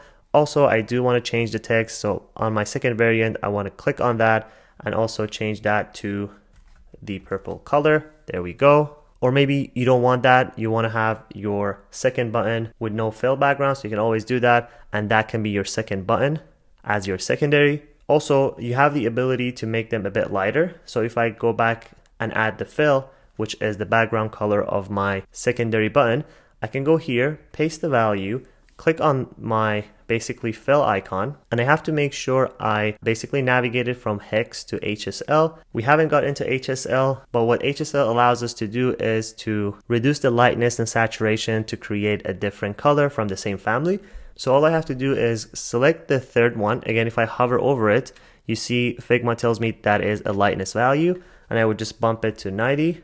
And then I can also basically go over my saturation, maybe reduce that to 80 if you do want to, or you can keep it as 100. And by doing that, you see Figma generates the hex value for me. So what I can do is I can basically use this hex value on my front end in VS Code and change the classes. So the last thing I need to do is to update my property in my button variant. So if I click on my button variant and I select my second one, here you see my first one is being set to primary dash button. All I need to do is to update my second one. So I would just go ahead and rename this to secondary dash button. There we go. So now if I go ahead and click on the cancel one on the top side, on the variant section, I have the ability to swap between CSS classes. So here I have a primary button. Now I can click on my secondary button and you see my class is being applied here. Behind the scene, this is not how Figma works. But if you do rename your properties based on a CSS class, and if you collaborate with the developers, they would know to choose what class on the front end. So if you again rename your properties as CSS class, now this is more organized. If a developer visits this file and takes a look at the properties and notice that we have a property called CSS class, which is set to secondary button, and all we have to do is to update that on the Visual Studio Code. So all I need to do is grab this fill value, go to Visual Studio Code, and right now we have primary dash button. So all I need to do is create another class. Again, starts with a dot, and now I would just write secondary dash button, and then open and close the curly brace. And the only thing that I need to change is background color.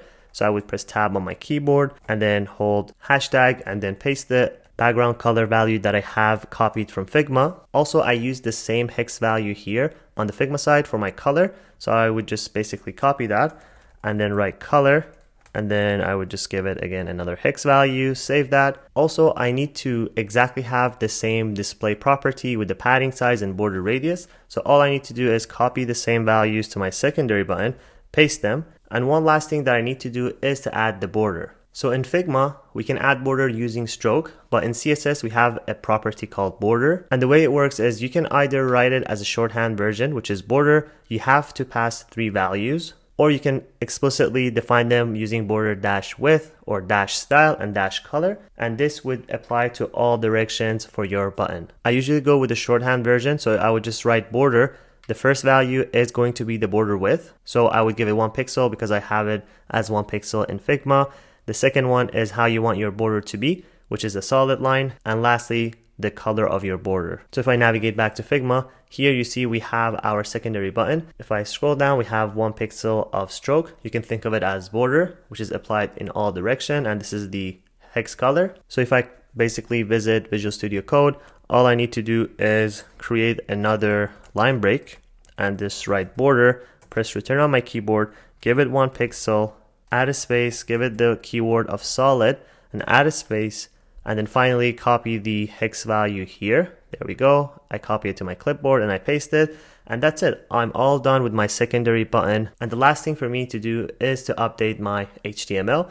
Instead of having primary dash button, I would just double click and then write secondary dash button. As soon as I save that, right now you see my secondary button is changed. So in Figma, you basically would click on your variant, or in this example, we have our instance, and you have the ability to switch between primary and secondary. In the front end, what we do is we give our elements a class, and then we basically choose our classes this way. We are now recording part 7 of our beginner's tutorial. So far we covered HTML, CSS, we managed to create components and we turned them into variants in Figma. We converted those into CSS. Now we are going to add more to our CSS knowledge base and understand how CSS properties work.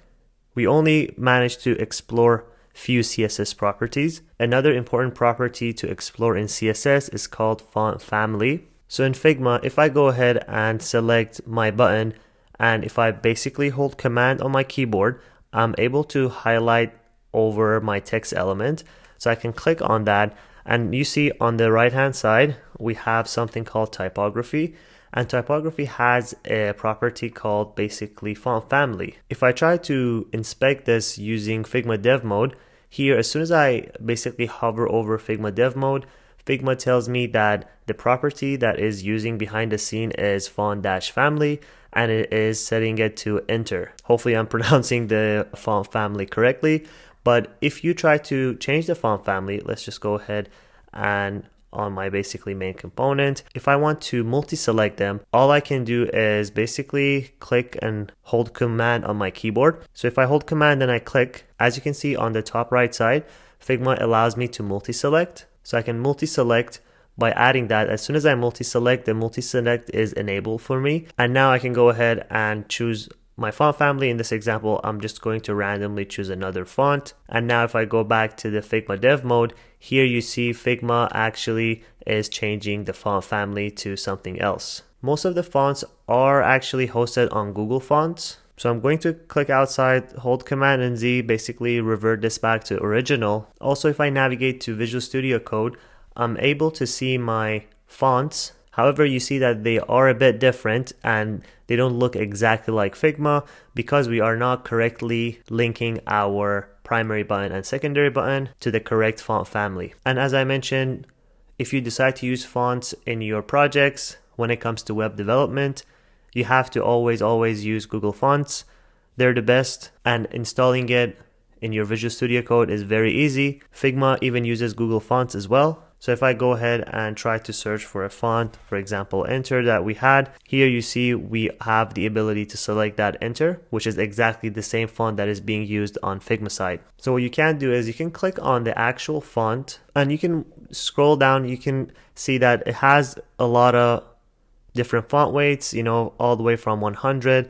If you go a little bit lower, all the way down, it has all the way to 900. And this is how font weights work. 900 being like extra bold and 100 being like extra thin. So in order for you to link this font in Visual Studio Code, all you have to do is click the Get Font. Usually the Google fonts move this button around and they usually change the name of it. But as of now, the Get Font is here. So as soon as I click that, here you see we have now selected our font, and what matters is we don't need to download the font because we don't want to use it locally. We want to actually use it on the browser. So what we care about is the embed code. So if I click on the embed code, I'm navigated to the embed code basically screen, and I have the ability to switch between different projects that I want to embed this to. And as you can see, this font is variable, which means we have the ability to select any font weight all the way from 100 to 900. And if I navigate back to Figma, I can hold Command on my keyboard and basically select over these two fonts. And if I scroll down and if I try to click on this font weight here, you see we have the ability to select from 0 to basically 900. However, Figma renames it from thin to black all the way. Also, we have the ability to choose variable font. And if we do that, we're now brought to the variable font page. And in this panel in Figma, I now have the ability to actually add a custom value. Instead of sticking with 200, which is a fixed value, I have the ability to choose any variable font weight that I want. And then right now you see if I close this panel, Figma updates that font weight to a variable font. It no longer tells me that this is bold or thin. It actually gives it a variable value, which means on the Google side, all I have to do is basically copy that embed code. And Google even tells you the instruction. It tells you to embed the code in the head of your HTML. We already covered HTML structure before in previous parts. What the head tag allows us to do is basically link our style sheet. In this example, if we do have a lot of CSS in our file, we can link it in the head tag. And in this example, if we do want to bring external styles and fonts from Google, we would just need to copy that link and add it to our HTML head tag. As you can see on the Google side, we have the ability to copy all these link tags. So what I can do is basically click copy, navigate back to Visual Studio Code, and then I can scroll all the way up. Here you see my basically code is being all the way overflowed on the other side. You can simply ignore that, but we have already covered that shortcut. You can always wrap your code using toggle word wrap. So I would basically do that. So this would wrap the line of code for me. So I no longer need to scroll to left and right. And what I would do is basically go and create a new line break. And right after my meta tag in my head HTML, I would just simply Command V and paste those links that I copied from Google. And then all I have to do is hold Command and S to save that. Since I copied this, I no longer need this to be wrapped. So what I can do is toggle that again, holding Option and Z. And as you can see, as soon as I do that, it actually is going to overflow on the screen.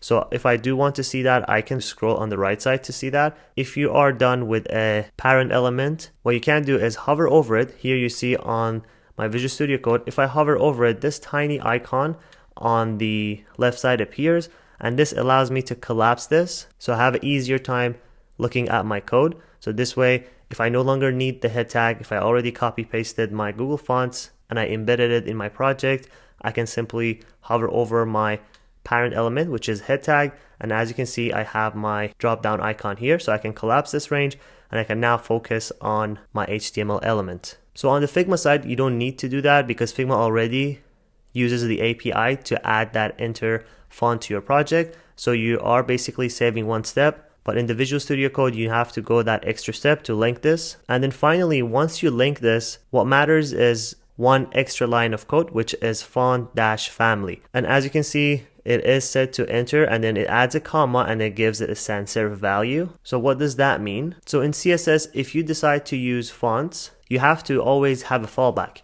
In this example, we are telling CSS that make sure to use the Google font that I selected and I embedded to my project. In this example is enter. And then I do add a comma. That means I'm separating that value, and I tell the browser that if you don't find this font in my project, and if the user on the other end who's viewing my project doesn't have this font, make sure to use any sans serif font that is similar to enter. You can also declare your fonts like that, font-family sans serif with no quotation mark, because sans serif is a value that is preserved and it's a keyword. Same thing as the font family, which is a keyword in CSS properties. So if I go ahead and only just write that, it is going to work. However, I need to add this value to link to my font and then use comma and the keyword sans serif as a fallback. Again, on the Google side, whatever font you use, you have to always make sure you use the correct naming, which means if you're using enter, Google is renaming this with capital I and basically all lowercase. So if you have chose enter, you have to make sure you spell it this way. So what I can do is I can basically copy that, navigate back to my Visual Studio Code, and now I can basically go ahead and in my primary button, add a return, paste that. And then as you can see here, it basically generates all those for me. I really don't care about that. All I care about is font-family enter, comma, sans serif. So I can do basically highlight that, copy that to my clipboard, Command Z that to remove the extra codes that I don't need, and I can basically Command V that to paste this. And if I save this, right now you see on the right hand side all my fonts are exactly taking the same font family as my Figma project. I can also click on my browser to make the zoom level a little bit lower to 175 so we don't have gigantic massive buttons. The actual default view, this is the basically 100% is the default view, so this is how your users will see your web pages. Again, this is Figma, and the way you build your stuff in Figma, you have to always view that on 100% zoom level in the browser to make sure that they're accurate, and this is how users would view your pages. The reason I click on the browser and I hold basically command and equal sign or plus to zoom in, so you guys have easier time seeing the difference. But if you do decide to test your designs, you have to always revert back to 100% zoom level. And what you notice is right now on my primary button, sign up, buy, and cancel, I actually got the font. However, the second cancel, which is set to my secondary button, didn't get the font family. What you can do is simply copy that value and then go ahead to my secondary button class and paste that and then save this.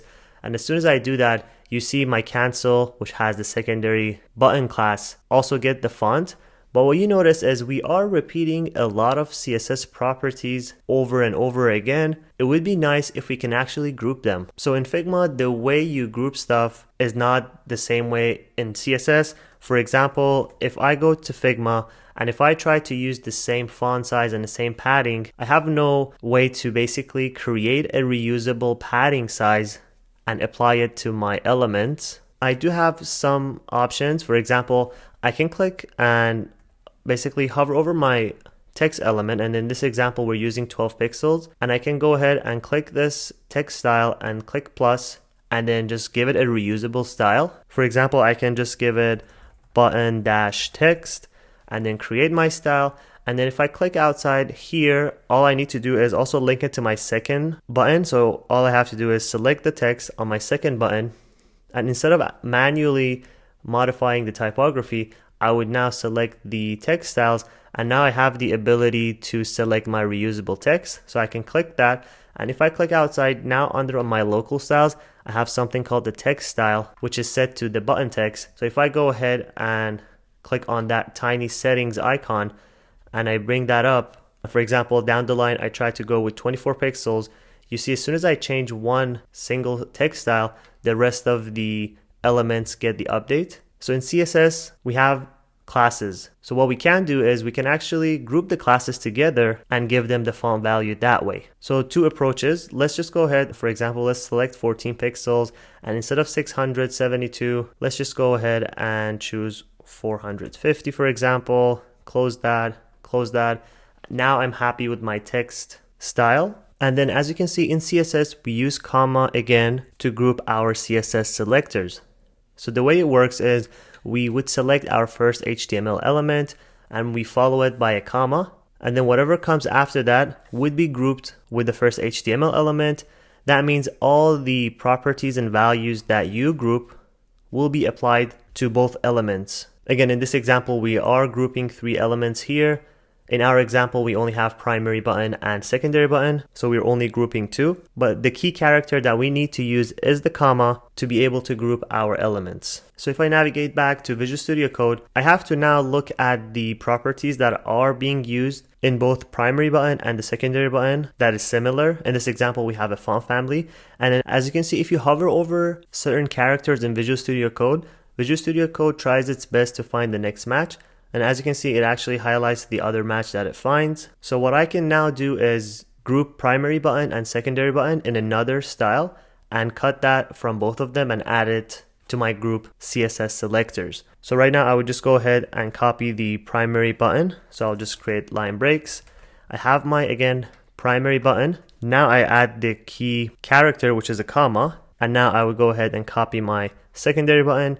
And now I would paste this and I would add my curly braces, open a new line, and I know that the font family is the one that is being repeated. So I would cut that from one of them and then go ahead and delete that from the other one and click inside the declaration block and I would paste this. And then as soon as I save this, Visual Studio Code reformats this for me. But right now you see the result is exactly identical. What we did on our end is we grouped our CSS classes. The other common elements between them is the border radius. And as you can see, if I try to hover over it, Visual Studio Code selects the other match for me. So I would just cut that, Command and X, basically paste that here. And I will have to make sure to delete that from the secondary button. And then as you can see, the padding and the display is exactly identical. So what I would do is cut that as well, paste this here, and I would basically remove that from the other one. And if I go ahead and save this, right now it's so much easier for me to reuse my style,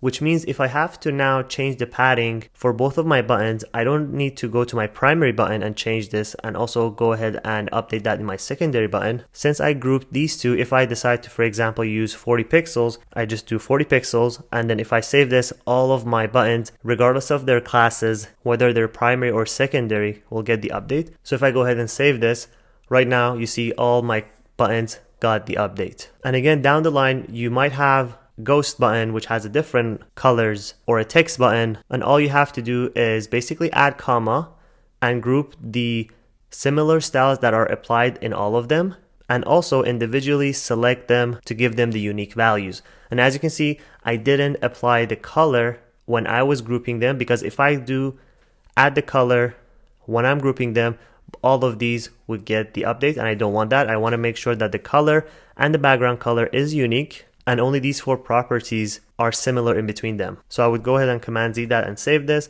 And then as you can see, all of these get the update instantly. So the way you would reuse your style is by grouping them in CSS, selecting your elements. In this example, you have a text. So I would go ahead and create my reusable style in text. However, Figma doesn't have that much ability at the moment. And then as you can see, if I decide to have the same padding 16 pixels and 8 pixels applied to all of my button as a CSS class, I don't have that ability in Figma. I have to also mention, yes, you have the ability to go ahead and create a local variable, and then as soon as you do that, you have the ability to add a number, but this is exactly not ideal. You are only adding one number, but in CSS you can again have paddings applied in 4 directions. In this example, we have 8 pixels of top and bottom and 16 pixels of left and right being reused in both primary button and secondary button. Let's just go ahead and expand our variants. Right now we see we only have 2 types of buttons, one which is the primary button, as you can see if I highlight it on the right hand side. The other one is a secondary button. We also managed to group our classes in the CSS side using comma. So this way our buttons are now exactly being developed properly, and the way we link them again is using the classes here, primary dash button and secondary dash button. Now what if we have exactly primary and secondary button in a small size, and now we need to create the medium size and a large size? So this way in Figma, the way we would do it is we would expand our variants and we create different sizes. And now you can think of this as design token. Usually in design token you would have certain values, for example padding and colors. These values will now be created in Figma as variant sets, and we would translate them as CSS classes on the VS Code side. So what I'm going to do is I'm going to highlight these, just bring them to the side. Now I need to create 2 variants. So if I click on my button, right now we see that we are setting the padding right side to 16 and also left side, top and bottom to 8. So we have our paddings. Let's say this is our normal size button. Now we need to create a large size. So what I would do is I would select my variant, click plus, and as soon as I click plus, now Figma tells me that you added the variant. Now you need to give it the value. However, I don't want this to be the value for my variant because I really don't want to change the color of it. I want this to be exactly the same primary. So let me just expand this a bit further. I want this to be exactly the same as primary, only just a bit bigger. And this is where we would use multi-dimensional variants. Basically what it means is if we have the same variant that has similar properties and is only just a bit different, we would use another variant property. And all we have to do is basically click on the variant master. Here you see on the right hand side, we only have one property called CSS class. What we can do is we can just, for example, click on that and just only change this to color, or we can change this to theme, anything that makes sense to you. So now we know that we are using basically the theme, and we are setting the values to primary dash button, secondary dash button, and here we see that this one is being generated. You can use this tiny icon here to select that, and this is the new variant that we created, and we don't want to have that as CSS class 3. We want to exactly have that as this one. So here I would just click and copy that, come to my second, and then paste that. And then also once I paste that, I would also go ahead here and increase the padding size. So we have the padding size of 16. So all I have to do is just make it a bit larger. So let's just go ahead with 24 and 18. Sorry, I meant 16. So we have 16 top and bottom, 24 left and right. And you see that is my second variant. So basically the second variant is exactly the first one. And if I click on the master variant, you see that Figma tells me that you have some variants that are similar in terms of property values. So this is going to be conflicting. So if I click here, I would still get the warning. In order for me to solve this, all I have to do is come to my Figma variant button and just create another variant set. Right now I have named my first variant set as theme.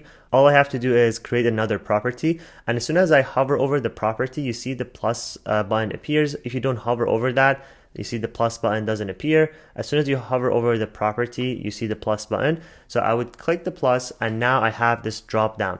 So I have the ability to create another variant, instance swap, boolean, and different type of properties. So what I care about at this moment is create a variant property. So I would click that, and now I would call this padding, or you can call this size. So let's just go ahead and call this size, and the default value would be basically small. So we have a small button. Let's just go ahead and have this as small, create that, and now I have to assign all these buttons one by one, which means let me just expand this. Also, let me click on this one and create another one by clicking plus. So now we have 3 variants, and the other one I would just make it basically larger. So here I would just go ahead with 24, and also let's just go ahead with 32. Let's say that these are your buttons that are gradually growing in size. Also, let me just click plus 2 times. So this way I'm also creating my secondary button with different sizes. So this one, I set it to 24 and 16. So let's just go ahead here and then set this to 24 and 16. There we go. So we have the same properties in terms of auto layout. Here we have 32 and 24. So I would just go ahead and change this to 32 and 24. There we go. So now I have exactly these. So let me just go ahead and try to zoom in, bring these here, and all I need to do is assign them one by one. So the way it works is you would assign them vertically and also horizontally. So here we have all these 3 buttons. So all I need to do is select them, and then as you can see, they are assigned correctly on the theme. They're all assigned to primary dash button, which is good. I also need to highlight all my secondary one and just check the theme is correctly assigned to secondary dash button. Since these ones are correctly assigned, now I need to basically update the size property. So here I would just highlight my 2 large buttons, and now we see that they're set to small. So all I have to do is come and then change this to large. Press return on my keyboard, highlight these 2 and go to the size again, and then set these to medium, and then finally highlight the last 2 and set these to small. In order for us to also be consistent with CSS, we want to also rename them with all lowercase, or maybe the shorthand version. So here instead of small, I can just have this as SM, and then instead of medium, I can have it as MD, which is short, and then also large, I can just have this as LG. There we go. I can now basically try to test it out. Here, if I click on one of my buttons, this is set to primary and the size is small. So I have now the ability to switch between large, also have the ability to switch between secondary and primary. The other thing you want to do is, since I'm clicking on my button, it would be nice if I can also update my text here. So here, instead of me double clicking, to update my text, it would be nice if I just single click and update my text within my property panel. This is fairly simple. I would just need to go back to my button, create another property. Here we have properties, and as soon as I click that, now you should guess that I need to create a text property. You can call this anything you want. I would just call this label, because this is going to be the label for my button. And then for the default value, I would just call this sign up. And once I'm happy, I would click create. Now Figma gives me this tiny error, which means that you already created your text property. Now you need to link it. So the way you would link it is, since these are all the same text sizes, all you have to do is click on one of them and do a multi-select. And Figma has this built-in ability. You see that tiny icon to the right, which is multi-edit variant. So if I click that, you see it automatically selects all the same instances for me. And on the right hand side here, you see we have 6 selected. If you don't see this option, which is okay, you can basically click that, disable it. There is another way I can show you to select all the same elements. First thing first, you have to select the parent one. Here you see on the left hand side, we're selecting the parent, and you have to use return on your keyboard. I'm adding the shortcuts here. So if I press return on my keyboard, here you see I've added return. Now I have selected everything on my variant. All I have to do is press return one more time on my keyboard. You see I've pressed return. Now I have selected all the text elements. So there's 2 ways for you to select them. If you also want to go one level up, you can hold shift and return. Here by holding shift and return, I'm going one level up. By pressing return, actually selecting all the text elements instead of going with multi-selection. So since I selected everything, all I have to do is go to the property, which is the typography one. And as you can see, there is this tiny icon, which is apply text property. Since I already created it, I just need to click on that and link it to label. And as soon as I link it to the label, you see this value has changed. It's actually being highlighted as purple, which means I've already linked all of these to my text property. So if I click outside and collapse everything on my layer panel, now if I click on my sign up button, here you see I have the ability to switch between small, secondary, and then go ahead and just add the value, sign up at the moment. As soon as I type something and I click outside, you see my button is now updated. Right now you see I have now the ability to update my text, my size, and my theme all within my property panel. You can also think of this as your component panel or as your variant panel. Also, what you notice is when I click on the small, it is not being organized, so it's set to SM, LG, and MD. It would be nice to reorganize it. So you can always navigate back to your master component by clicking on this tiny icon here. So by clicking on that, I would be navigated to my master component. And then also here, it tells me that you are using a variant. So you can again click on that tiny icon as well. And then by doing that, I'm actually navigated back to my master. And now as you can see, my panel on the variant side has changed. This is very useful if you're not using your components in the same file. For this purpose, I can simply click on my master one, but sometimes you might have multiple pages and you don't know where your component is. So that is one way for you to find them. So as soon as we find our master variants, all we have to do is basically go on the property that we selected, click on the setting or edit properties icon. And as soon as we do that, you see we have these values here. And as I hover over them, Figma selects them for me on the top. Here you see on the top side, as soon as I hover over each of them, Figma selects them for me. Even on the layer side, it highlights them. And it is very subtle. So you have to just, take a look at this tiny icon again on the left hand side. If you don't hover over it, it's not going to show. So you just have to hover over it, click and drag, and then just place this to the top. So now you organize your values from small to large. So I can close that. Same thing, if you do decide to have your themes and size in a different order, you just have to highlight that tiny 3 like hamburger icon, and by only hovering over that side you would be able to see it. Otherwise you're not able to see that. So you can also click and drag and basically reorder your properties. So now I'm done, and now I can again do a final test. So I have size, theme, and label. I can switch between primary and secondary. I can also switch between medium, large, which is really good. Now it's time for me to import this into CSS. So again, as a quick recap, we have something called the size, and then we set it to small. So we want to create like a design token / CSS class to be able to use that small padding size. Again, our small padding size is set to 16 and 8. So all I have to do is create a class called SM. So right now, as we can see, these are all small buttons, and this is the padding 8 and 16 that is applied to both of them. Now I need to do is create another class called small,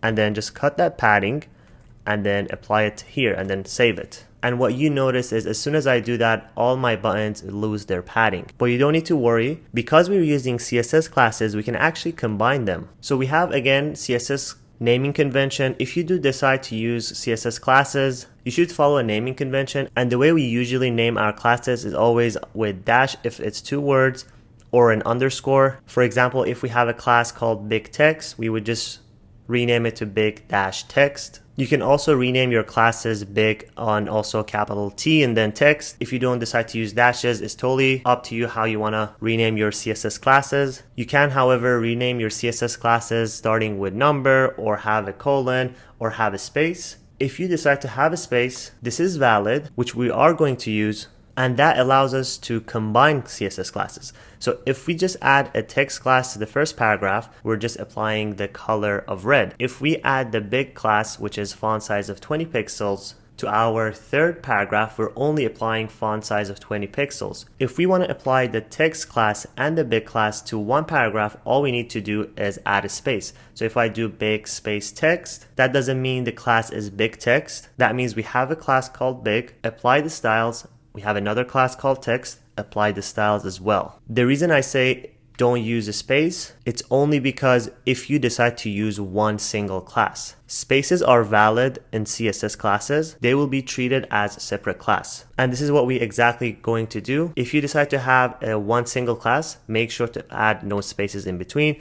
However, if you add multiple classes to your paragraph, which we're going to do right now, we will add a space and it's totally valid. So right now, in order for us to fix the sign up, cancel, buy buttons, all we have to do is, since we created that small class, we have a primary button and secondary button class, all I need to do is go ahead and add this class to every single HTML element and add a space. So again, there's another shortcut for you to do, which is find next match. What you can do is highlight the class until the quotation mark. And as you can see, once you do that, it would highlight the next finding match. And all I have to do is hold Command Shift and A multiple times to select the next match. And then once you add your cursor in these four places, all you have to do is just use arrow on your keyboard to basically navigate to the first one and then add the keyword SM with a space. And as soon as I add that, you see SM space, and then we have our in secondary classes, the padding is going to be applied to all of them. So here I would just save this, and now you see we are back to the normal results. Now the big difference is we can reuse this SM class, which is small, and we're actually using it to our primary and secondary button. Not only that, we are going to copy this 2 times, change this to MD and change this to LG, navigate back to Figma, click here, and then here we see the size is set to MD, and now our padding is 24 and 16. So all we need to do is fix that on the MD, 24 pixels on left and right, 16 pixels on top and bottom. We navigate back to Figma, and now we have the size LG. Here we have 24 pixels top and bottom, 32 pixels left and right. So for our LG one, we would just do 32 pixels top and bottom, 24 pixels left and right, and then we would save this. Since we have all these 3 classes created, again, you can think of them as design tokens. Now we can reuse them. So all I have to do is change one of the classes here. Instead of having small, I can simply change this to MD, which is medium. Again, medium space primary button, and then the last one, LG primary button. And then if I go ahead and save that, right now you see we have our sign up, which is a small. We have our buy, which is a bit big, and then finally we have our cancel, which is a bit larger. What you notice is the cancel looks like a square button. This is not what we had. I think if I go back to Figma, I made a mistake. So 32 pixels is applied to left and right. So by accident, I applied 32 pixels to top and bottom. So all I have to do is just cut that, place that, add the second value, and then save this. And by doing that, now I basically fixed my cancel button size. And guess what? You can exactly use the same utility classes for your secondary button. So all I have to do is basically duplicate that. Again, I have combined my duplicate to Command D. Make sure to watch the videos in the beginning, which I went over the shortcuts in VS Code. If you don't know, you can always bring the shortcut panel, search for the keyboard shortcut, or search for the action called duplicate. Here you see we have the duplicate selection. Also, the other one that I used was find. Here you see add selection to the next find, Command Shift and A. Again, this is how I binded it. There is another one which is called add cursor. Here you see it is actually binded to option, command, and up, and that allows us to basically add our cursor. So here if I click on my primary, I can hold Command Shift and Alt and add my cursor like that, and then I have the ability to add multiple cursors in my HTML element. And as soon as I save that, I have cancel, which is being repeated 4 times. All I have to do is just change the classes to MD, and LG, and also delete the last cancel button. Also, to be consistent, I can just copy that. There we go. Save that. And now I have cancel being repeated in 3 different sizes, sign up being repeated in 3 different sizes. If you want to decide to move sign up next to here, all you have to do is basically cut that sign up line and place it under the cancels. And the shortcut for it is move. So here, if you search for move line down, here we have option and the arrow down. So I would just basically click at the last line of the sign up, hold option on my keyboard, and then press the down arrow multiple times, and I would just bring the sign up down. As soon as I save that, here I have 3 sign up buttons. Let me just zoom in, linked to small, medium, and large. In terms of the CSS utility padding sizes, they're all set to primary dash button. Same thing, I have small, medium, and large, linked to secondary button, and as you can see, there is a space between them, which means apply both of these to one single element. As you can see, this is our final result, which allowed us to recreate exactly what we had on the Figma side. And then on the Figma side, if I click on any of my buttons, here on my drop down, I have small, medium, and large. For my size property, and then also for my theme, I have secondary and primary button. And as you can see, we have the text property. We don't have that capability in HTML. However, we do have this capability if we decide to use advanced JavaScript functionality. That way, we also have the ability to rename our component the same way we want. But for now, we're not going to explore that option because that is going to be super advanced. But for now, if you decide to use purely HTML CSS, you don't have that ability to rename your HTML elements to whatever you want. And also, you don't have the ability to add a text property to your HTML.